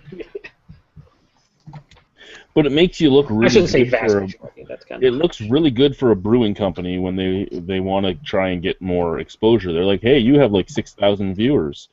We'll give you some beer. Mm-hmm. Exactly. That's what Greg was doing. I mean, he's a piece of shit. Oh. Don't worry, I'm not talking about you, Greg. I'm I'm talking about Greg. all Greg's, let's be honest. Joe's talking about Chads, and I'm thinking, fuck that Chad guy. Yeah. There should only be one person of the same name allowed on YouTube or BeerTube. Mm-hmm. Otherwise, fuck you. Your problem, Chad, is that you have this real blind spot. Get it when it comes to people saying Chads. Okay, maybe I'll take back what I said. Now I just looked at Beer Geek Nation and did the exact same thing, view count divided by subscribers, and guess the number. 135. Exact same as Greg. That's interesting to me. Yeah, that's weird. He has huge subscribers, though, doesn't he? He's like 34,940. He's about to hit the 35 grand mark. Yeah, but if what you say is true that he buys them, then... No, we're talking about We're Chris. talking about Beer Geek Nation. Yeah. Chris Stutz. But that still is crazy to me. If you're averaging per subscriber 135 views, that means the vast majority of subscribers probably aren't watching a lot of your videos. They pick and choose. But if it's the same as Greg, that makes me, I don't know, that's crazy to me. I'm going to drink the triple chocolate cherry stout from Black Oak now. Oh, that beer is so garbage, and they charge $10 a bottle for it. All right, how about you settle down, Greg? Let's face it, the only real honest you're out there is Dr. Dave anyway. I mean, he's the guy who's like, I don't fucking do that fucking monetized thing. I'm not getting paid for my reviews. Shit, Dweebs. But should he split the channel? It's dividing the nation. This beer, I remember the first time I had this beer. It was at the Toronto Festival of Beer. And you could look up what each brewery was going to bring ahead of time. And me and Paul were going, me and the Cantankerous Cook. And it was the beer I was the most excited to try at the festival. I'm like, a triple chocolate cherry stout? Oh my fucking god, I want to try that. And I remember going up, buying it, taking a sip of it, and going, oh. Isn't it fucking terrible? Like, you always... And I get suckered into it every year. Ken brings it out, and I buy another bottle. I'm just like, oh, this will be good this year. Oh.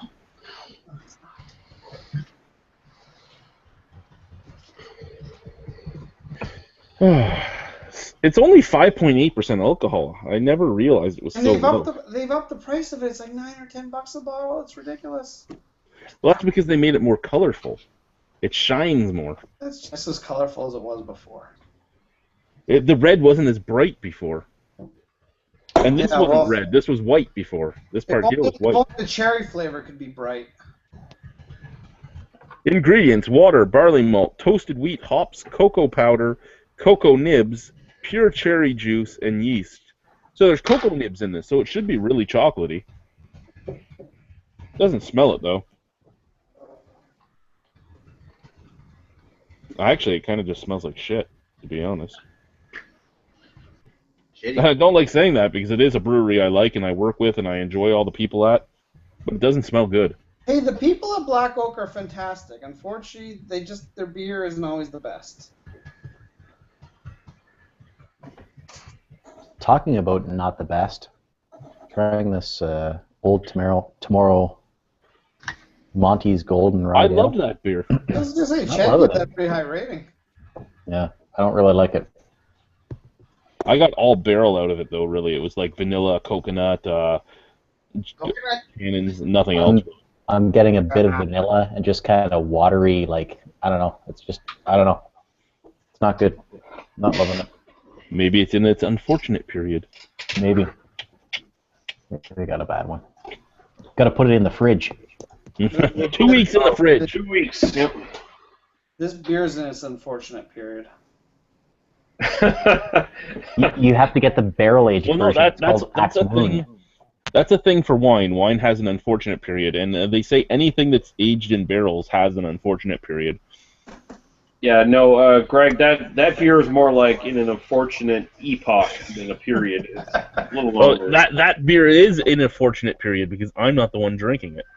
Yeah. He'll probably give Greg an unfortunate period later on, as he'll actually get a period from drinking it. It's in its phase of the decades. As bad as this is, and this is really fucking bad, like really, really fucking bad, I'd still drink this over a Mad Lager. Because at least there's booze in it. I'm so glad you ended up buying a can of that. Part of me is too, just because I've truly tasted how bad a non-alcoholic beer could be. I remember when we were reviewing it, we're like, we don't want to make fun of this because of who made it, but oh my god, what is it? The problem is when you drink that beer, you automatically want to dump it down the sink and drink a regular alcoholic beer. So they would be better off to just bring a nice, tasty, low alcoholic beer, like, say like a 3-4% IPA with a little bit of flavor, and people could drink it without getting drunk, and then they wouldn't kill people on their drive home. Whereas with this thing, it's like the first thing you're going to go to is something alcoholic just to wash the damn taste out of your mouth. I mean, unless you like the taste of boiled vegetables with balls in them. Ballsack. I really wish that like the 2 to 3% alcohol beer thing would pick up again. I would love to be able to buy a bunch of those. Well, you can get them. The problem is that the 2 to 3% alcohol beers cost as much or more than just buying a regular percent or a strong beers. Because, well, like the Half Bastards, same price as Bolshevik Bastard. Which one would you pick? Matters what I'm doing with it. No, you'd pick the Bolshevik Bastards. What you pick? This is the way I look at it too. I mean, it should never cost as much because of the fact that a lot of them you could just do as second runnings.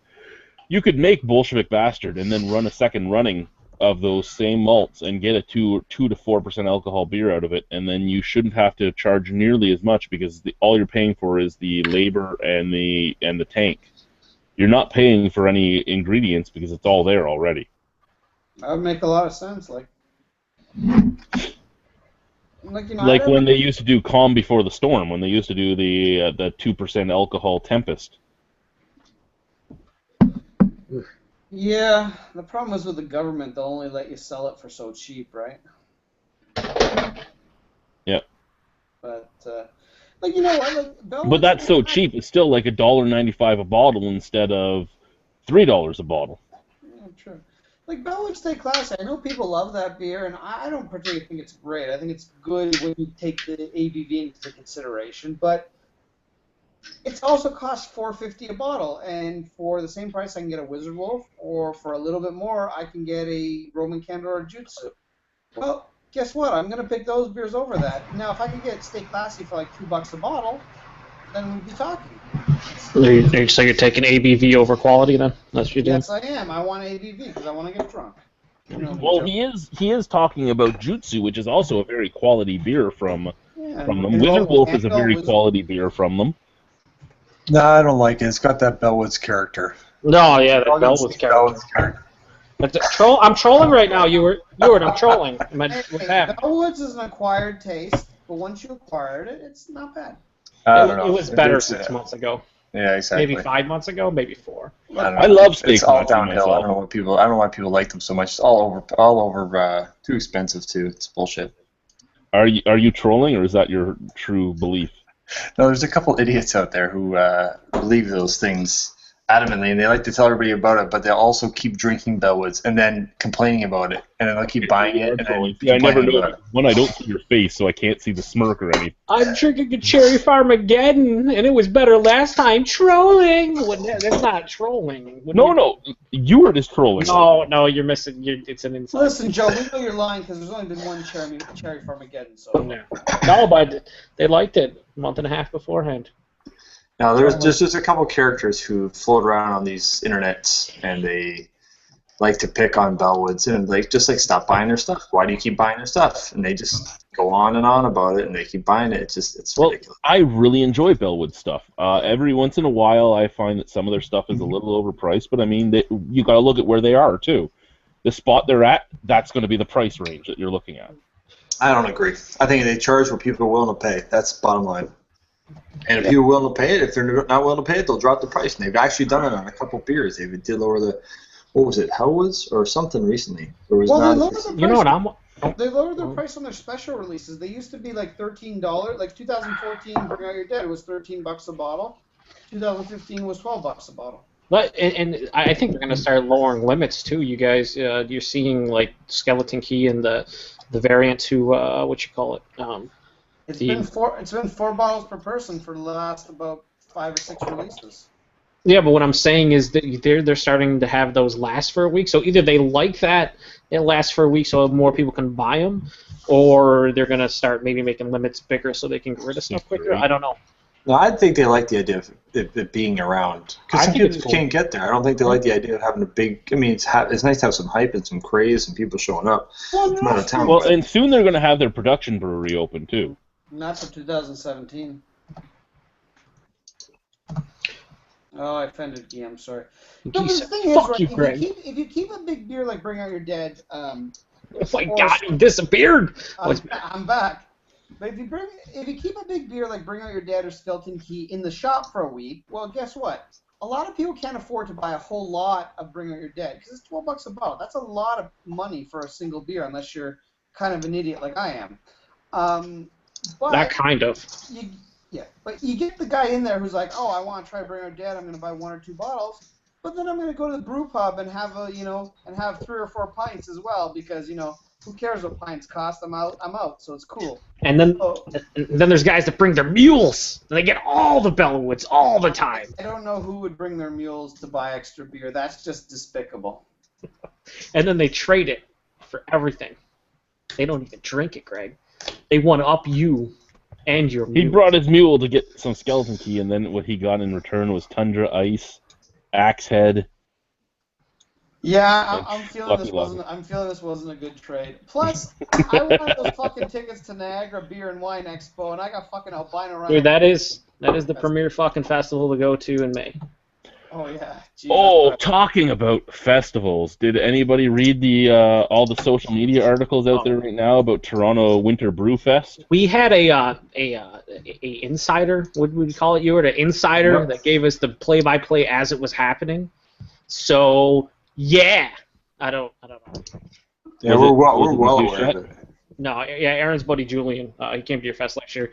He went to it, and he was telling us on Facebook, like giving us the blow by blow or the sip by sip about how ridiculous the prices were. Like he's like, always like. I was talking to a guy too that was like, oh my God, I'm paying like $6 a beer.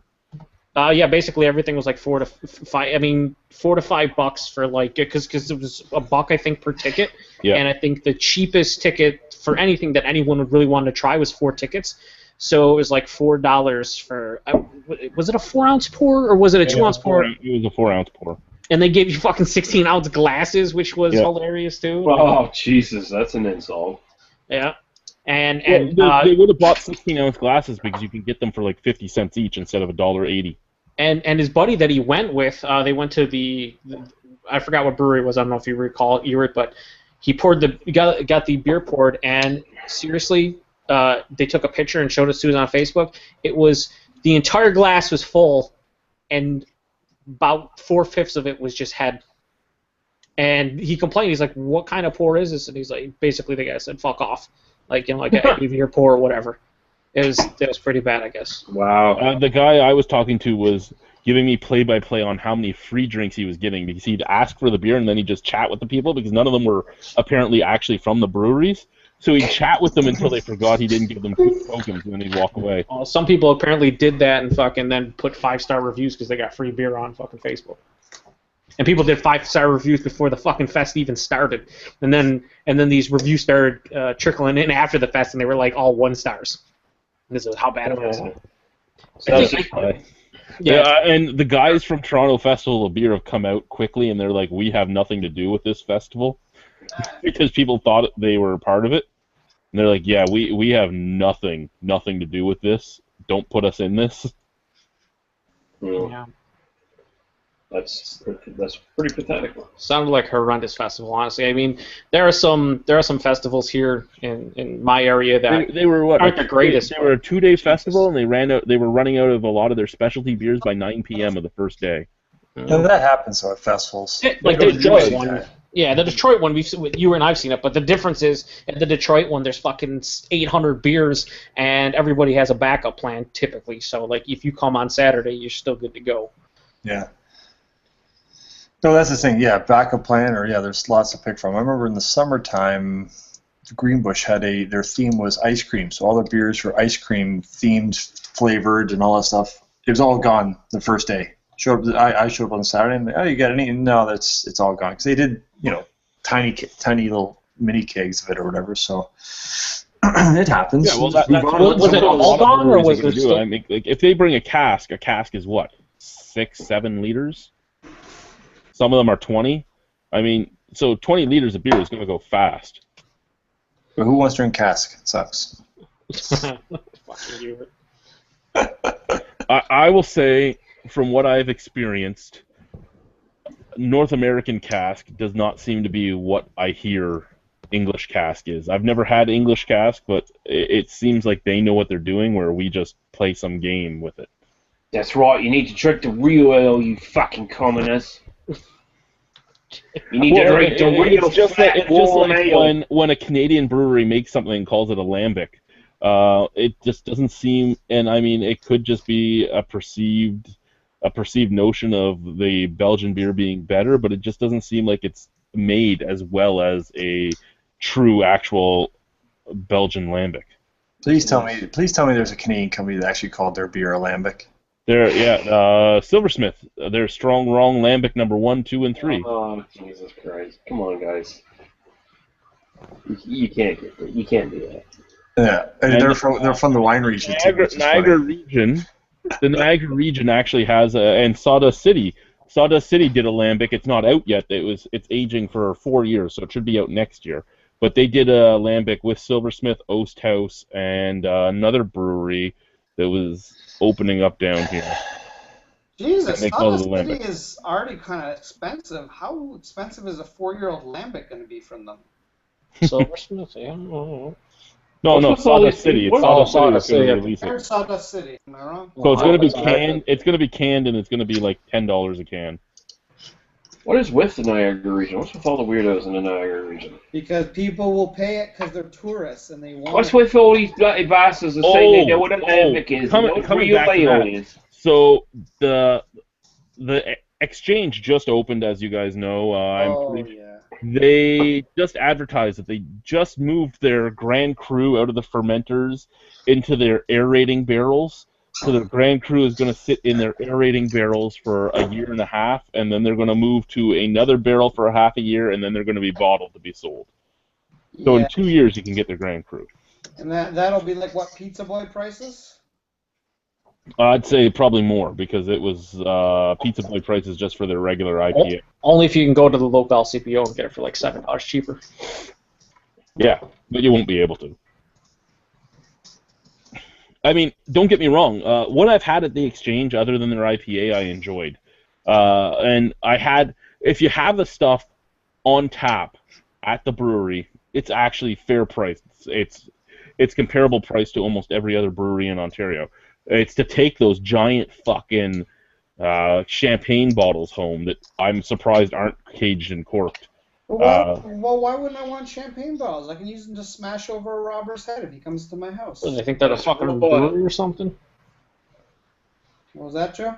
So what do they think? They're their brewery from California? The brewery? I actually do think they are. Well, where did they get their Because- brewmaster from? Where was he from? He was it was a U.S. brewery that specialized in sours. It was And they paid him like $600,000 to come down. They paid him a huge amount of money. So to it was put up Dark with Horse, right? Because Daddy's little girl had a little bit too much money. There is a place that specializes in sours that, I mean, could have probably pinpointed that maybe like 2 years, 3 years ago, but not anymore. Dark Horse. Dark Horse, specializing in sours. Unintentional sours. It was all intentional by the. At your beer fest? Pardon me? Is the exchange going to be at your beer fest? Yeah, they're going to be at the beer fest. They're one of the outdoor booths. So will we get like the samples in a nice little mini champagne glass? No, you'll get your samples in what I have, which aren't nice little champagne glasses. Can I get in a champagne glass and then I'll just pay like 8 tokens for it? If it's not a champagne glass, I'm throwing it on the ground. Oh boy. I Here we actually, go again. Maybe you should injure somebody this time. I don't know what glasses I'm going to use this year. I got quotes on about 15 different glasses, and they range in price from $1.43 up to $5 a glass. So I'm going to sit in the $1.43 to $1.80 range. So those are I have like 8 glasses to choose from. How many glasses do you like how many do you buy in total? I'll have 1,400. So how much would it cost to buy 1,400 Dixie cups? $5. I don't know how much it costs to buy 1,400 Dixie cups, but then I would have 1-star ratings on Facebook too. Yeah, I don't think they would be that upset about that. and don't worry, according to you, Dixie cups don't change the flavor of beer. Oh yeah, not at all. Never. Certain people don't take your liquor reviews all that serious because of that. He also is not a huge fan of my fucking not real Buffalo logo. So Joe, you're not a real person. Go to hell. it's not real. Yeah, it's not. It's You don't totally know not. anything about whiskey. Oh wait, that's me. There's absolutely nothing about whiskey. Wait, who's criticizing Joe's logo? Oh, when Jameson got fucking hammered that one night. Oh, right.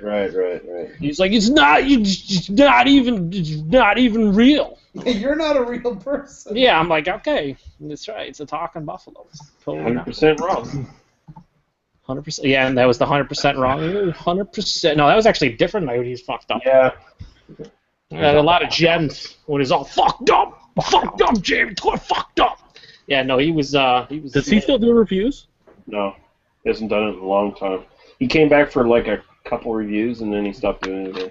Came back for a cup of coffee. Well, I mean, he's had some personal shit to go through. Like his dad died like last year or something like that too, and all kinds of stuff. So whatever. More important shit to take care of.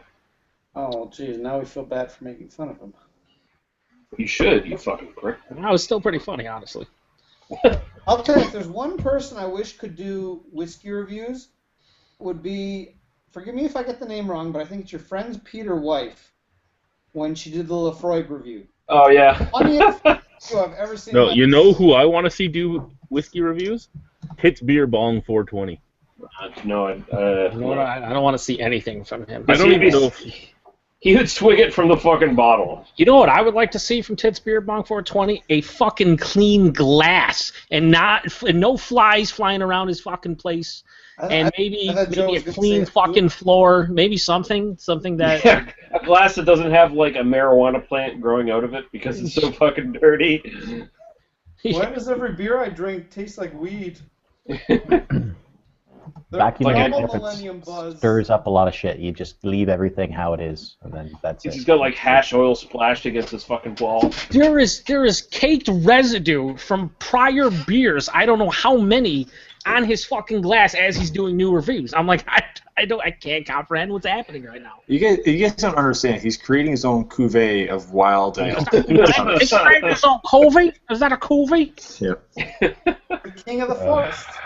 Yeah, I wonder what he's doing now. I haven't talked to him in years, and I'm okay with that. yeah. He's probably dead. Probably involves his pants around his ankles. I wonder, let's see. Necktie around his neck. Talking about dead, did anyone ask Guy how Radar's funeral was? Oh yeah, Oh, the sounds Radar was making from the kitchen last week. Woo, It was very John-like. John. And Oh, he's John. actually in the chat. He's actually in the chat. He said, "Cheers, Who is? John." Why don't you get in here, John? I sent you an invite. Do you need another one? Could you not figure it out? Maybe he's working. Maybe he's back on the job or something. I don't know. You know what? You are right, Greg. If this is a $10 bottle of beer, fuck that. What are we talking about? The triple chocolate cherry stout. Yeah. Well, it might be $9 or $10. I don't remember. There's not much chocolate. There's not much cherry. Chad, I don't have the individual prices. All I know is that the 4 beers from Black Oak I gave you, which Ken gave you for free because Ken loves you and charged me for them, cost me $36 and 36 and change. And I know 10 bitter years costs $6.75 a bottle. So 36 and something minus $6.75, that equals 3 other beers that are pretty close to $10 a piece. Holy crap! It sounds like it worked out for both of you. Oh, it worked out for us great. By the way, Winter's Coming says, "Sorry guys to keep freezing. The girlfriend has Netflix going in the other room, which is messing with my connection. Cheers." You're supposed to do Netflix and chill, man. Netflix and chill. Don't say that shit. Why don't you just do what Lee does and stone your girlfriend and then get on Beer Dudes United? No, she's letting him come to the beer festival, remember? For her birthday present. Don't stone her then. That's not nice. She's letting him come. And I know I'm a little biased because it's my festival, but I look at those 31 breweries and I go, this is a great mixture of breweries. You know what? It is, because I like... Guys are fucking insane. Last year you had Mill Street, so your fest sucked. But this year you don't have Mill Street, so it's all good. Oh, that's cool. Just Mash Battle ruins the whole experience. Mash Paddle wants you to drink nothing but their alt beer all day. If they give me free fucking samples, I'm not spending fucking any money on shitty alt beers. And in fact, I don't even care if it's the greatest alt beer ever. I'm not spending money on it. So if they want to hang out and tell me and maybe give me the history like they're fucking greatest alt beer, totally out. Teddy wants to somehow get an alt beer in your glass. He wants you to try it. No, I'm going to save an alt beer in a glass, put saran wrap on it, and bring it over to Buffalo for you. I have a fucking train that's super thirsty. Teddy was watching apparently one night while you were making fun of Mash Paddle, and he's like, "What's his problem?" And I'm like, "He hates your alt beer." Did he ever try it? No, that's the inside joke about the whole thing. He goes, "What the fuck?" He goes, "He needs to try my beer." That's because Joe's an asshole. He's an asshole cartoon. That's what I told him. Professional asshole. Yeah, I'll totally try the alt beer. I'll totally try it. You're a big-headed motherfucker. I am against alt beers. Dusty Joe. Joe just doesn't like it because the brewery is black. Dusty Joe. Dusty Joe, the I have one contract brewery this year, so I only have to do the stupid beer store paperwork once, and that's for Garden Brewers. I hope they bring their peppercorn beer. You know who I'm really excited to try is Trafalgar stuff. Said no one fucking ever. You know what I'm really excited about, though, with Trafalgar is I'm the first festival they've done in almost 10 years. And I value so much. Yeah, I can't wait till they bring all their fucking shitty offerings from past years. That should it's actually it's the son that loves me that's bringing the beers, so who knows what he'll bring. So when can we expect the albino rhino Mike Arnold casting couch video? Never. Is Mike Arnold going to be there? Or is it going to be just a rep? No, it's Connor coming. Connor's Mike Arnold's son. Oh. Yeah, so Michael Arnold's too busy being a cunt somewhere. I would love if they brought some of their black label beer because that's what I'm thinking they're gonna bring. He was talking to me. He's like, "Well, your SOP will let us bring some of our meads." He goes, "We'll have a bunch of new black label stuff, so maybe we'll bring some of that."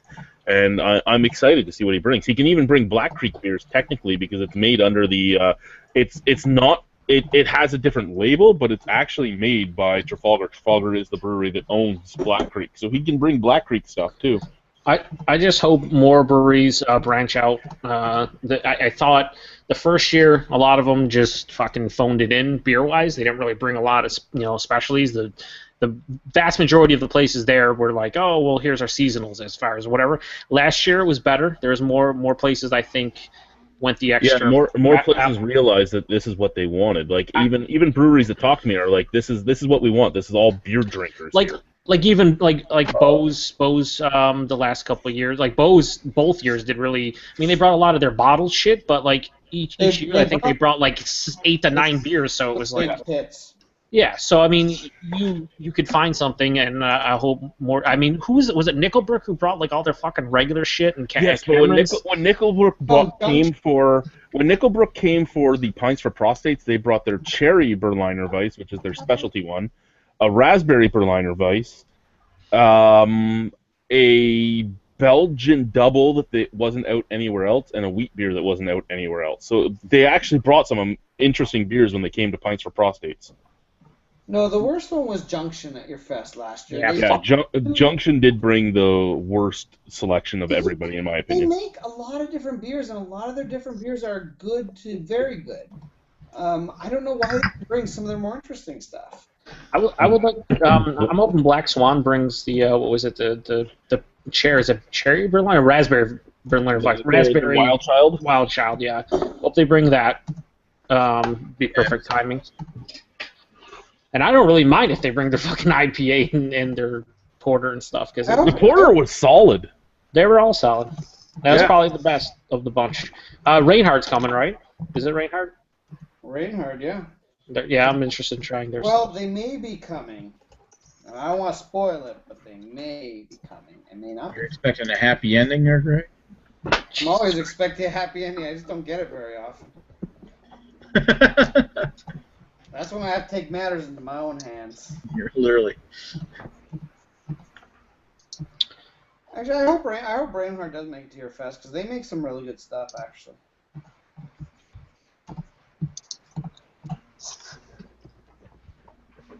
Cool story, bro. The guy, I went to Reinhardt the other day on Saturday, as you can imagine, because Chad got some beer for me from Reinhardt.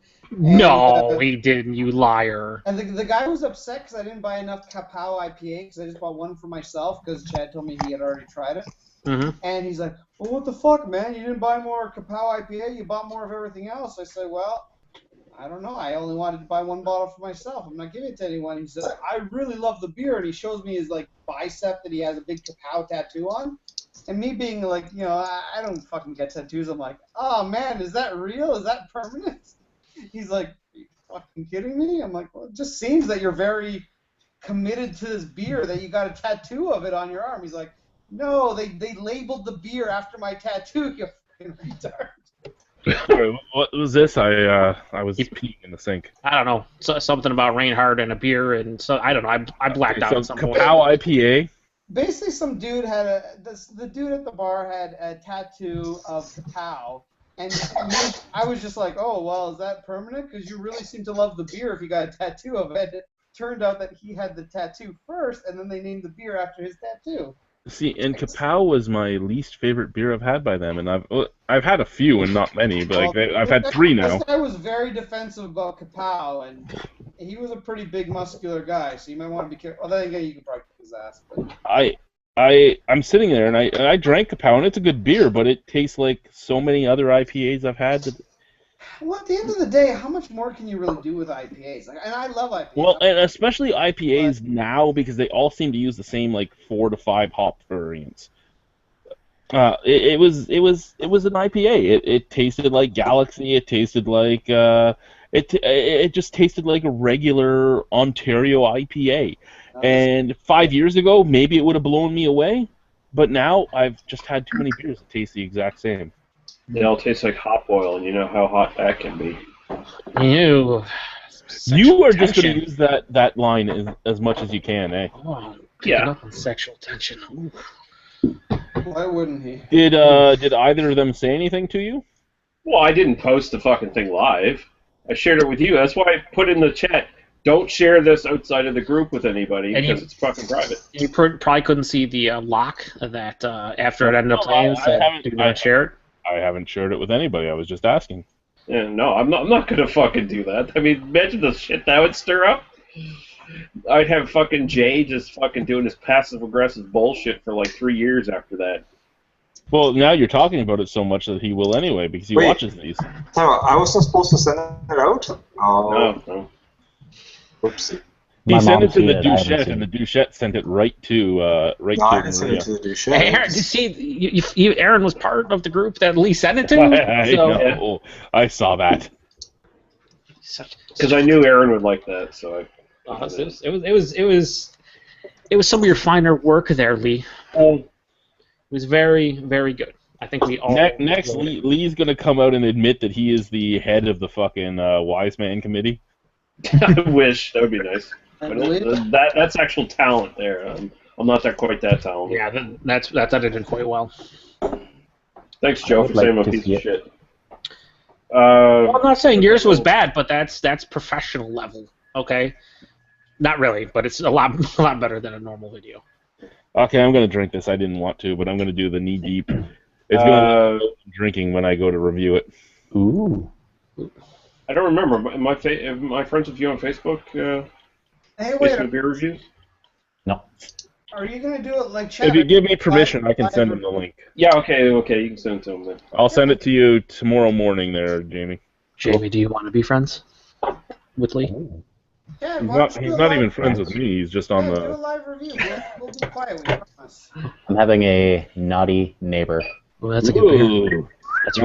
That's a beer that was debated hotly on Twitter as well. That's misogynistic. Hated. It's no Innocente 9.75 out of 10, but it's pretty good. There's no dick charts behind you. Oh, you know what? That Monty's golden ale, yeah, I it's dumped Belgian. that actually didn't taste very good. You know, Chente's, yeah, it's Belgian. Really not a good beer. Ooh. The Monty's you dumped? You mean the one that Chad gave a fucking 9.9 out of 10 to? That one? Like it. I didn't like it. Just wasn't for me. It was for Chad, though. Did you try the Inocente? Yeah, it's Belgian. I actually have one in my cellar. I want to know how you feel about that because I didn't care for it. Yeah, I'll try it. Blasphemy. I have one of those, and I still have one of the haggis beers, whatever they're. Oh yeah, I have the haggis beer too because which I bought James too. was supposed to be coming. James was supposed to be coming today, and he didn't come over, so I was saving the haggis beer for him. Oh, that's you don't say. James didn't show up. Yeah, oh, the cartoon didn't show up. He wasn't. He flaked. It's some shrill bitch of an ex-girlfriend, you know. Actually, yeah, she made him watch the kid tonight when she found out that he was coming over. Oh, go figure. All right, next thing you'll tell me is that Ethan will have topics from 2016, not 2011, when he shows up. You know who's coming over next weekend? He's already booked his cab fare and everything.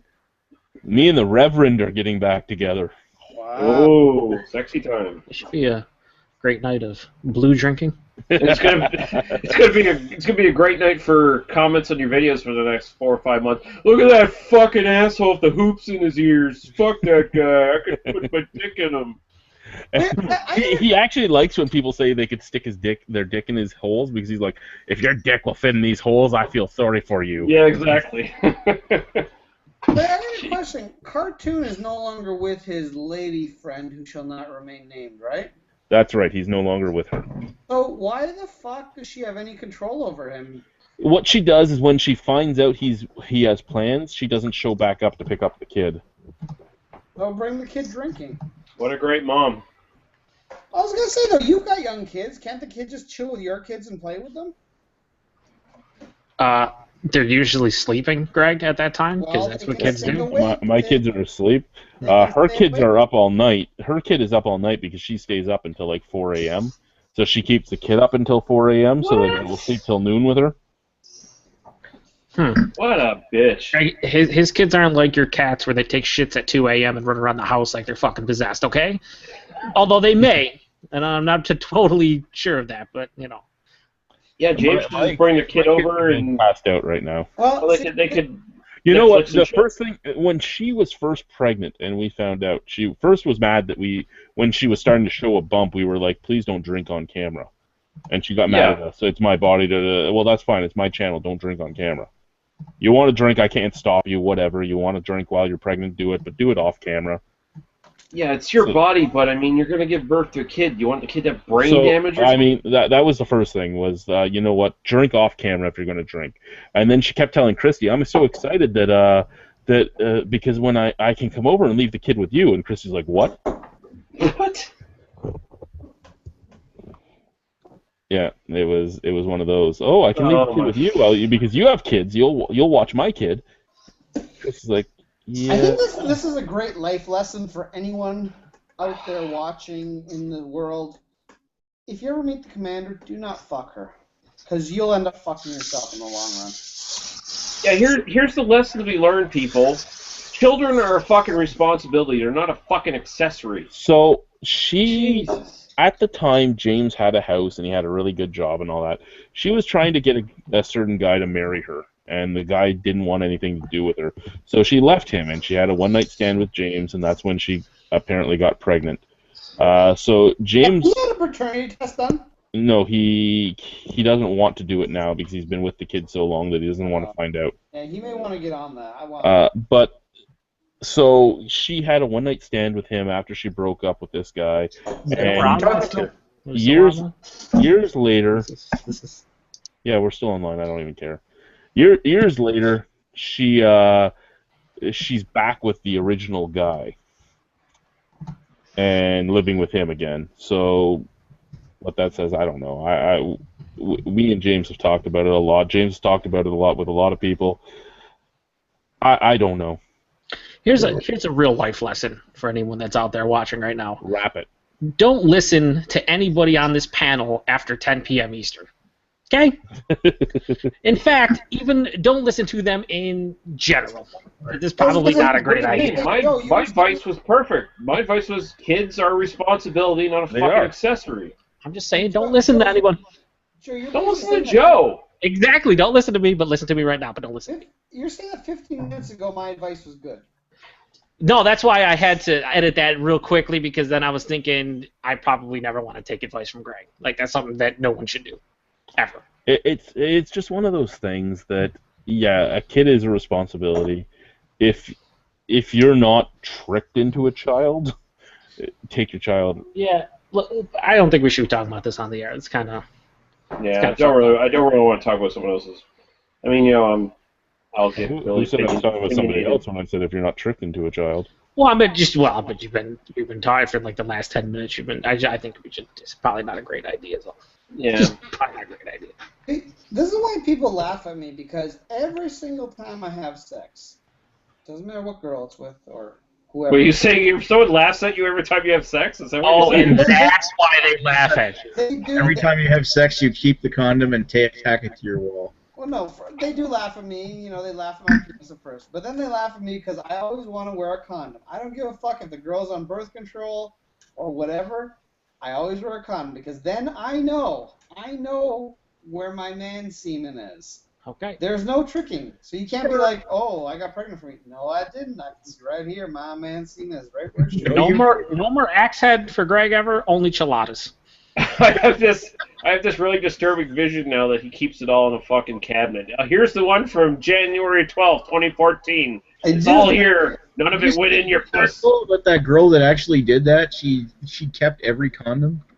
Oh. Like from every guy that she had been with, and I only got as far as seeing I was at work. I got as far as seeing the picture that went with the news article, and she had her wall covered, and she had a printout of the face of each person. I'm like, that's.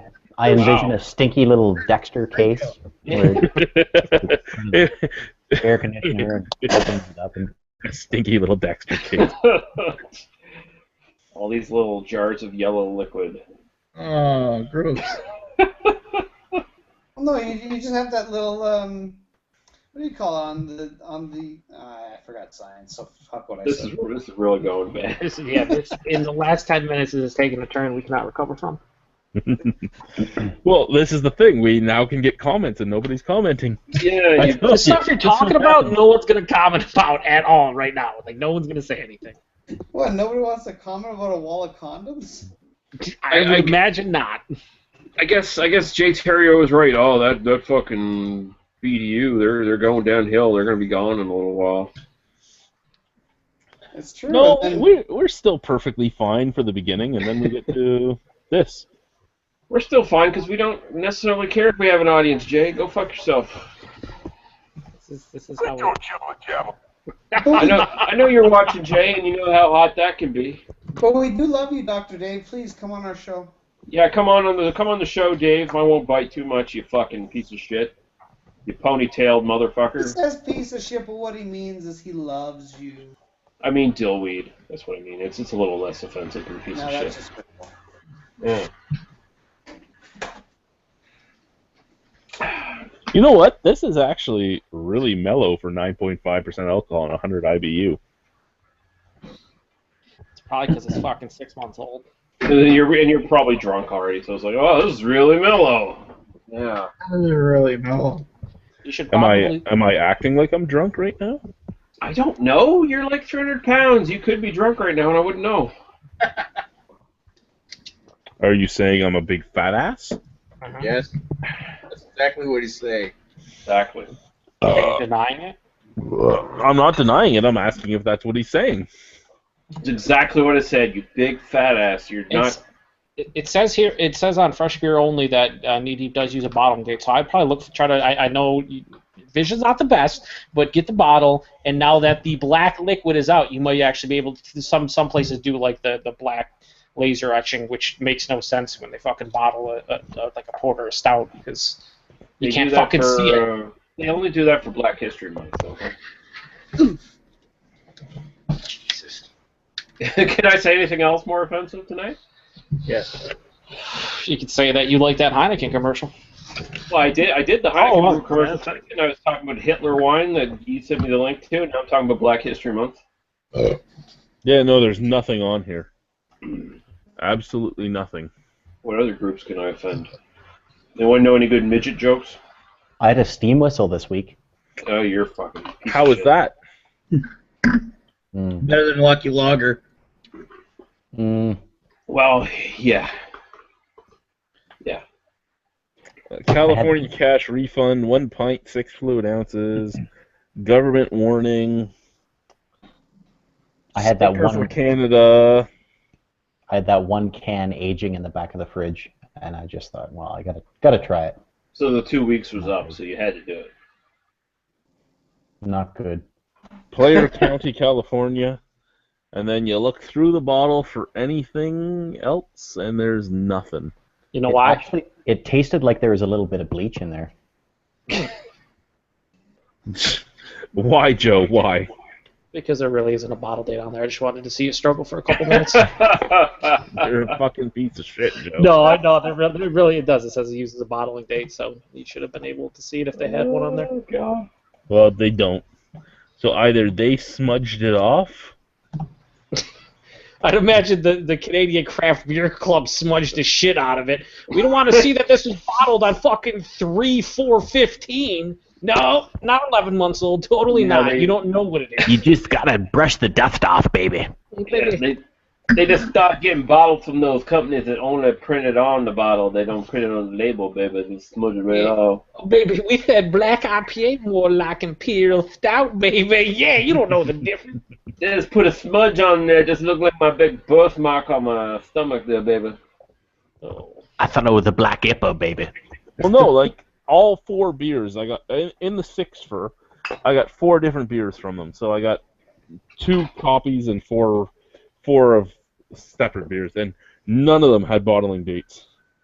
Oh, they are on to the nonsense of the individuals who signed up for the Canadian Craft Beer Club. Baby, no one can complain about 4-month-old IPAs if they don't know the date. If they don't know the date, baby, they can tell you, yeah, it's 2 weeks old. And what was it? The Belgian beer, actually, it's a cuvee, and I'm surprised not to see a best buy date on it, because they don't usually bottle date, but they usually give you a best buy date, and that's not even on there. Yeah, baby, what is it? The Cuvée, baby. So Cuvée, you don't need to know the date. Well, you don't need to. It's true, because they can sit for years and years. But usually, when you buy them, the fun of buying them is you pick one up and it's like best buy 10 years from the day you buy it. You know, it's the fun of buying beers is when you don't sign up for a fucking craft beer club that's like $85 for 4 beers that are all old. That's not a lot of fun. I don't enjoy that. That's the best fun there. Yeah. I didn't pay for this month, okay? So you got You've been free paying for beer? this month, though. Technically, yes. Did you get free beer? No, we're online. I did not get free beer. Did AGCO, I paid all taxes. He This got guy's free freaking beer? payola, baby. Lots of free beer, baby. He got all the free beer, baby. I'm curious how many free packages they ended up sending out this month. Probably just enough to not have people reconsider. Hey, Chad, remember that time I gave you all that free beer from a well-known brewer that you definitely didn't pay taxes on? No, I don't know what you're talking about. I think you And those No, because cigarettes he you used to pays sell you. to kids at the high school. We were talking about high school drinking escapades today at where were we? Who the fuck was I talking to? What are you, No, we fucking were at work on Saturday. Yeah, I'm forgetting things just like you were. We were at work on Saturday and we were telling stories about our drinking days in high school. And back when I was 18 and 19, I was doing strongman. I was a wrestler, a football player, a rugby player, and I did strongman. Strongman? I never knew. Yeah, I actually should get those videos up online too. But back then, I was built like a brick shit house. You were built like a brick shit house. You were hot. All the ladies. We heard the fucking story. Just come on. Anyway, we were at a semi-formal, and I was in the bathroom taking a piss, and there was these grade 10 kids. Oh, ask Chad. Chad will want to fucking drink, and goatee down to here, a braid down each side, right? Chad, you want some of our whiskey? Yeah, give me that. Drank their whole bottle on them and handed it back to them. Thanks, kids. And left the bathroom. They're like. Then I went and talked to my principal about getting a letter of recommendation for university. I was nice and drunk by that point. And he said, "Fuck no, get the hell out of my office." No, he gave me a really good letter of recommendation where I had to actually look up some of the words he used, like gregarious. I didn't know what gregarious meant. He's like, "You're our token albino, you little shit. Don't fuck this up for us." You I only went to that high school for 2 years, and I put them on the map. They got an Ottawa, Ontario wrestler in there, and they didn't know what to do. The map for highest amount of racism per capita. Yeah. Yes, because there was 1 albino, 2 Asian kids, 3 black kids, and the rest of the school was just normal white. Nice. I want to see the video of you taking Brock Lesnar to Suplex City. Yeah, no, exist. he took me to Suplex City. Oh, okay. Did you like in all seriousness, like when you fought Brock Lesnar, did you like have a reasonable fight with him, or did you just No, there was no reasonable fight with him. There was no Have reasonable you seen fight. Brock Lesnar ever in your life there, Greg? You know what, Joe? He wasn't part of the WWE yet, so he wasn't. He actually had to pass drug tests, so he wasn't souped up on weird chemicals. Yeah, but that dude just naturally. He was huge then too, but not like he was in the WWE. Well, that guy's a freak though. Like just his natural weight right now, carrying around is about 260 or whatever. He's like 290 something in the WWE right now, but. I mean, Jesus Christ, that guy is a fucking looks like freak. a video game. Yeah, he is a freak. Like, When he came back to the WWE, what it was 2012 or 11, I can't remember, when he first showed up from being gone for like 8 years. Yeah. That was basically the real Brock because he was just coming back from UFC, and you could tell he wasn't as deezed or looking that big. He wasn't hitting the weights hard. He wasn't on potentially the roids. And he still looked like he fucking just destroyed. He was a giant man, and he was the first person that ever manhandled me. Because I'm not the biggest guy in the world, but in my weight class, I was big and tough. And when I wrestled him, it was not that way. And was he his full height back then? Like he's like 6'3" or something like that, right? I'd say he was probably 6'1", 6'2", somewhere in there. Yeah. He's like 2 or 3 years older than me. He's like 36, isn't he? 36, 38. 37? He's 38. Oh, 38. So when I wrestled him in Texas, He would have been about 21. So yeah, he must have been 6'3". He just didn't look it. Yeah. That guy's a fucking freak, though. I mean, when he was carrying his UFC weight, I mean, that was his optimal sort of fighting weight. I mean, he couldn't carry around 290 pounds in UFC and hope to actually win a match. Yeah, no, not at all. Even going against dudes that were as big or bigger than him, that was not was. I mean, you can look at him now and compare him to when he was in the UFC, and it's like night and day, which is crazy. And now he was crazy then too. I mean, there was 3 guys on the Brock wrestling team in heavyweight. There was me, there was Phil, and there was a kid called Devin. And all 3 of us had to wrestle him. And I was the second guy to go. The first guy lost in 5 seconds, basically. He was suplexed and pinned in 5 seconds. I lasted a minute, and I got no points on him, but I lasted a minute before I got pinned after a suplex from Suplex City. And Phil lasted the longest, but he had the most boring of the 3 matches, shall we say. My problem is because of my vision, we wrestle finger touch. So we would wrestle, one hand up, one hand down. He has to touch my hands. So as soon as we'd start wrestling, with normal guys, I would have their wrists right away, and they couldn't do anything. With him, I had his wrist right away, and that just let him pull me into him. That was it was one of those things where I was always stronger than everybody else I wrestled. I wasn't used to having to wrestle somebody that was much stronger than me, and I got my ass handed to me in a way I had never, ever, ever expected to have happen. Though apparently Kurt Angle had a shoot wrestle match with him back in the day when he was first in the WWE, and just took him to fucking school. Well, he's an Olympic gold medalist, bro. Yeah. Kurt Angle was, and if you watch his wrestling videos and all that, from before he was in the WWE, he was very technically sound. And I mean, he wasn't wrestling in super heavyweight when he was doing his Olympic stuff and all that, but he was very technically sound. And Brock Lesnar was not as technically sound at all. He was just a fucking beast. Technically, I would probably have been a better wrestler than him, but there was no way I could ever compete against the guy. Yeah. And plus Kurt Angle's fucking crazy as well. Was that a Teku Murray yawn that I heard? Huh? Yeah, it was a Teku Murray yawn. Hey guys, I got something to tell you. What is it? I don't know. I forgot. Good job. You know what? I gotta go. I'm tired. As much as I want to talk about old school wrestling because I was an old Gotta go school abuse wrestler. his dog. He's got to go carry his dog out to where there's no snowbank so it can pee. Exactly. Take it easy. Have fun at the festival. Have you taught your dog how to pee in a cat litter box yet? No. Why would he do that? He just goes outside. He's trying how to pee in your shoe. No, How about the bathtub, Greg? No, he would never pee in his shoe. My cat shit in the bathtub. Yeah. The question is, did your cat hang his rear end over the edge, or did he just go down in it to shit? Yeah. Well, first of all, How about you That would clean be up his talented litter if he just box? hung his butt out. First of all, it's a she, and second of all, she went in there, took a shit, and then scratched the side of the bathtub like she's trying to cover it. She's telling you to clean my fucking litter box, asshole. No, And probably- no. What happened was we tried to switch litters on her, and she wasn't having any of it. She's like, "Nope, I'm shitting your bathtub before I shit in this new litter you gave me." So suffice to say, she's back on her old litter.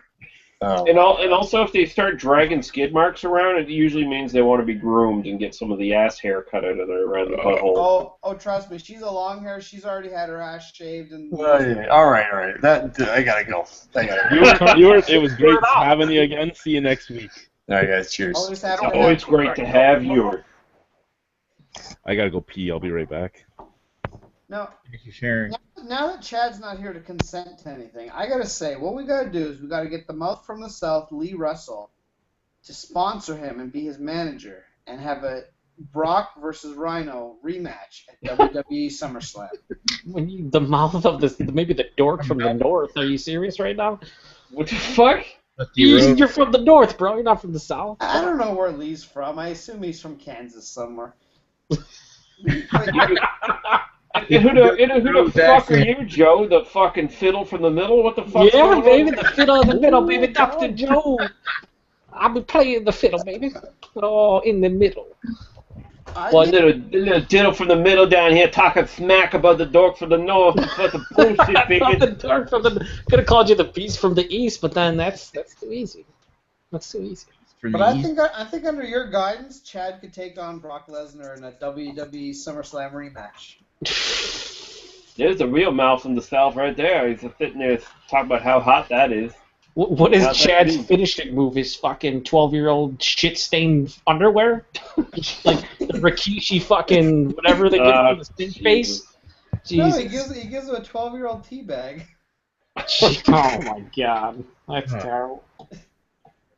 Give him the Louisiana hot sauce. Holy shit, it's Jay Therio's in the channel. I did see him drinking Busch Ice earlier. Oh, great. Because I'll tell you, who here's had Rickard's Red IPA? It's awesome. I like it. It's a pretty decent beer, right? It is really good. Axe Head, this is the best beer you've ever had in your life. Alright. What a liar. What a liar. Did I not turn my mic back on? There we go. I actually contemplated picking up some Rickard's Red IPA today at the beer store when I returned my empties. You know, I'm actually impressed. Plus, it's been in my beer fridge for a while, so it's extra good. You have a beer fridge. I'm jealous of you. I just have a keg fridge and a keg fridge. I know your dick is bigger than mine, Chad. Just whip it out. And You know what the worst part was? And I don't know if you were here for it or not, but it was the week of the festival that she found out. I had that keg fridge for like a whole month, hidden in that bar, and she had no idea I had the keg fridge. And it was Simon that ratted me out like the day before the festival. I want one of those. How much did it cost you? I don't know. Chrissy's like, what are you talking about? Didn't that happen the night before the festival? I don't think I was there for that, or maybe you just told me about it. Maybe it was the night after the festival. I don't remember. He ratted it out though during the festival week. I'm like, shut the fuck up! It's like, what? She didn't know about it. I could have said it was a gift from one of the breweries, and now you fucking ratted me out. Well, she probably has about a bunch of sex toys she bought that you don't know about, so it's all. No, she has no money. It's all my money. So no, she doesn't have a bunch of sex toys I don't know about. Chad has the sex toys. Exactly. That's right. He controls the sex toys. He's like pocket pussy. Sex toys.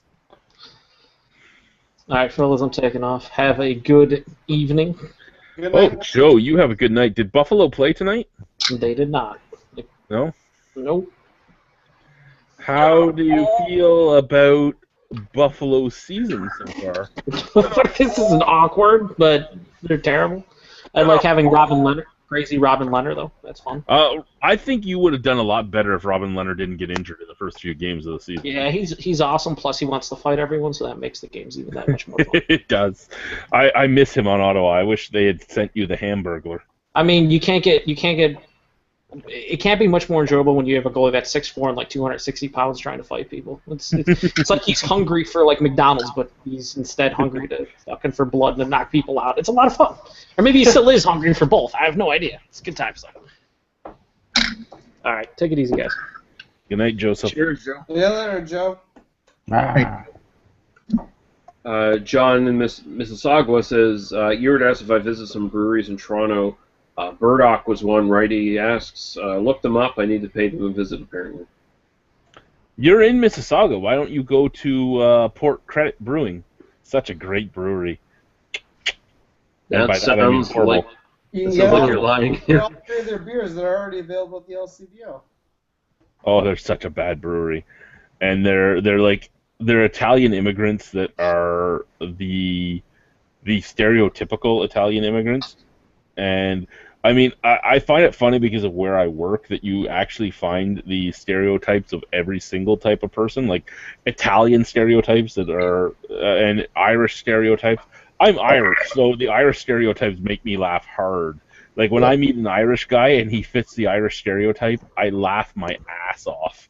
And he's like, "What?" And I'm like, "You've made my night, buddy. You've made my night." Hey, I love it when I see other Polacks that are just fit the ignorant Polak stereotype. Oh wait, that's most of them.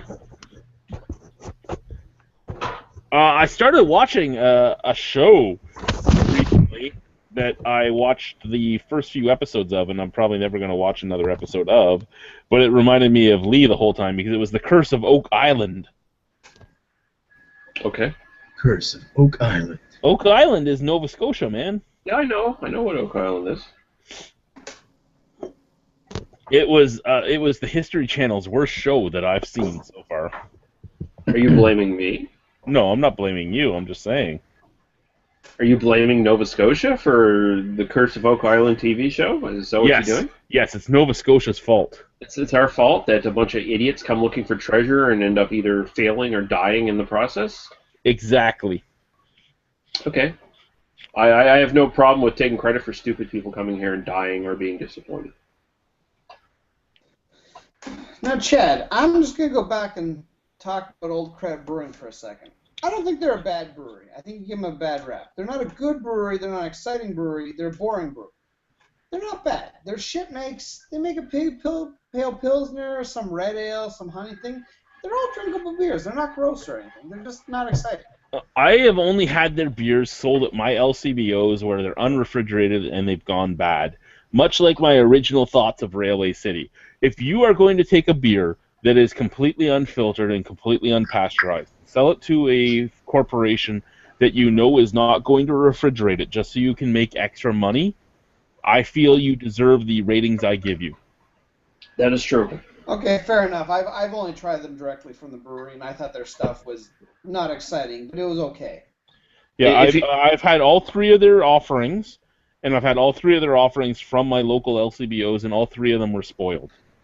Yeah, if you're going to make a decent product and then knowingly compromise that product, then you deserve all the shit you get. Yeah, like Railway City. I actually re-reviewed all of Railway City's beers once I actually got them directly from the brewery. And they were all actually good. And when I had them from the LCBO, they fucking tasted like sour milk and puke and everything else. If you're going to sell a product like that, you need to make sure you control it. It's like if you're a company that makes nice, high-quality crosses for the Catholic Church, and you let a whole bunch of idiots in ghost costumes set it on fire on somebody's lawn. That's not good marketing. No.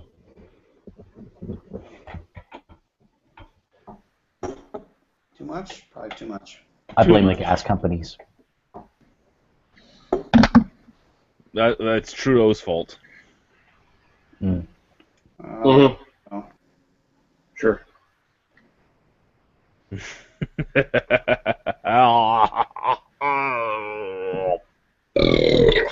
Because everyone who becomes prime minister hates. Well, you guys can comment again, and none of you are commenting, so fuck you guys. We're going offline, and we're going to continue talking about things that you want to hear, but you can't hear because we're offline. Fuck all you. And I can start being offensive now.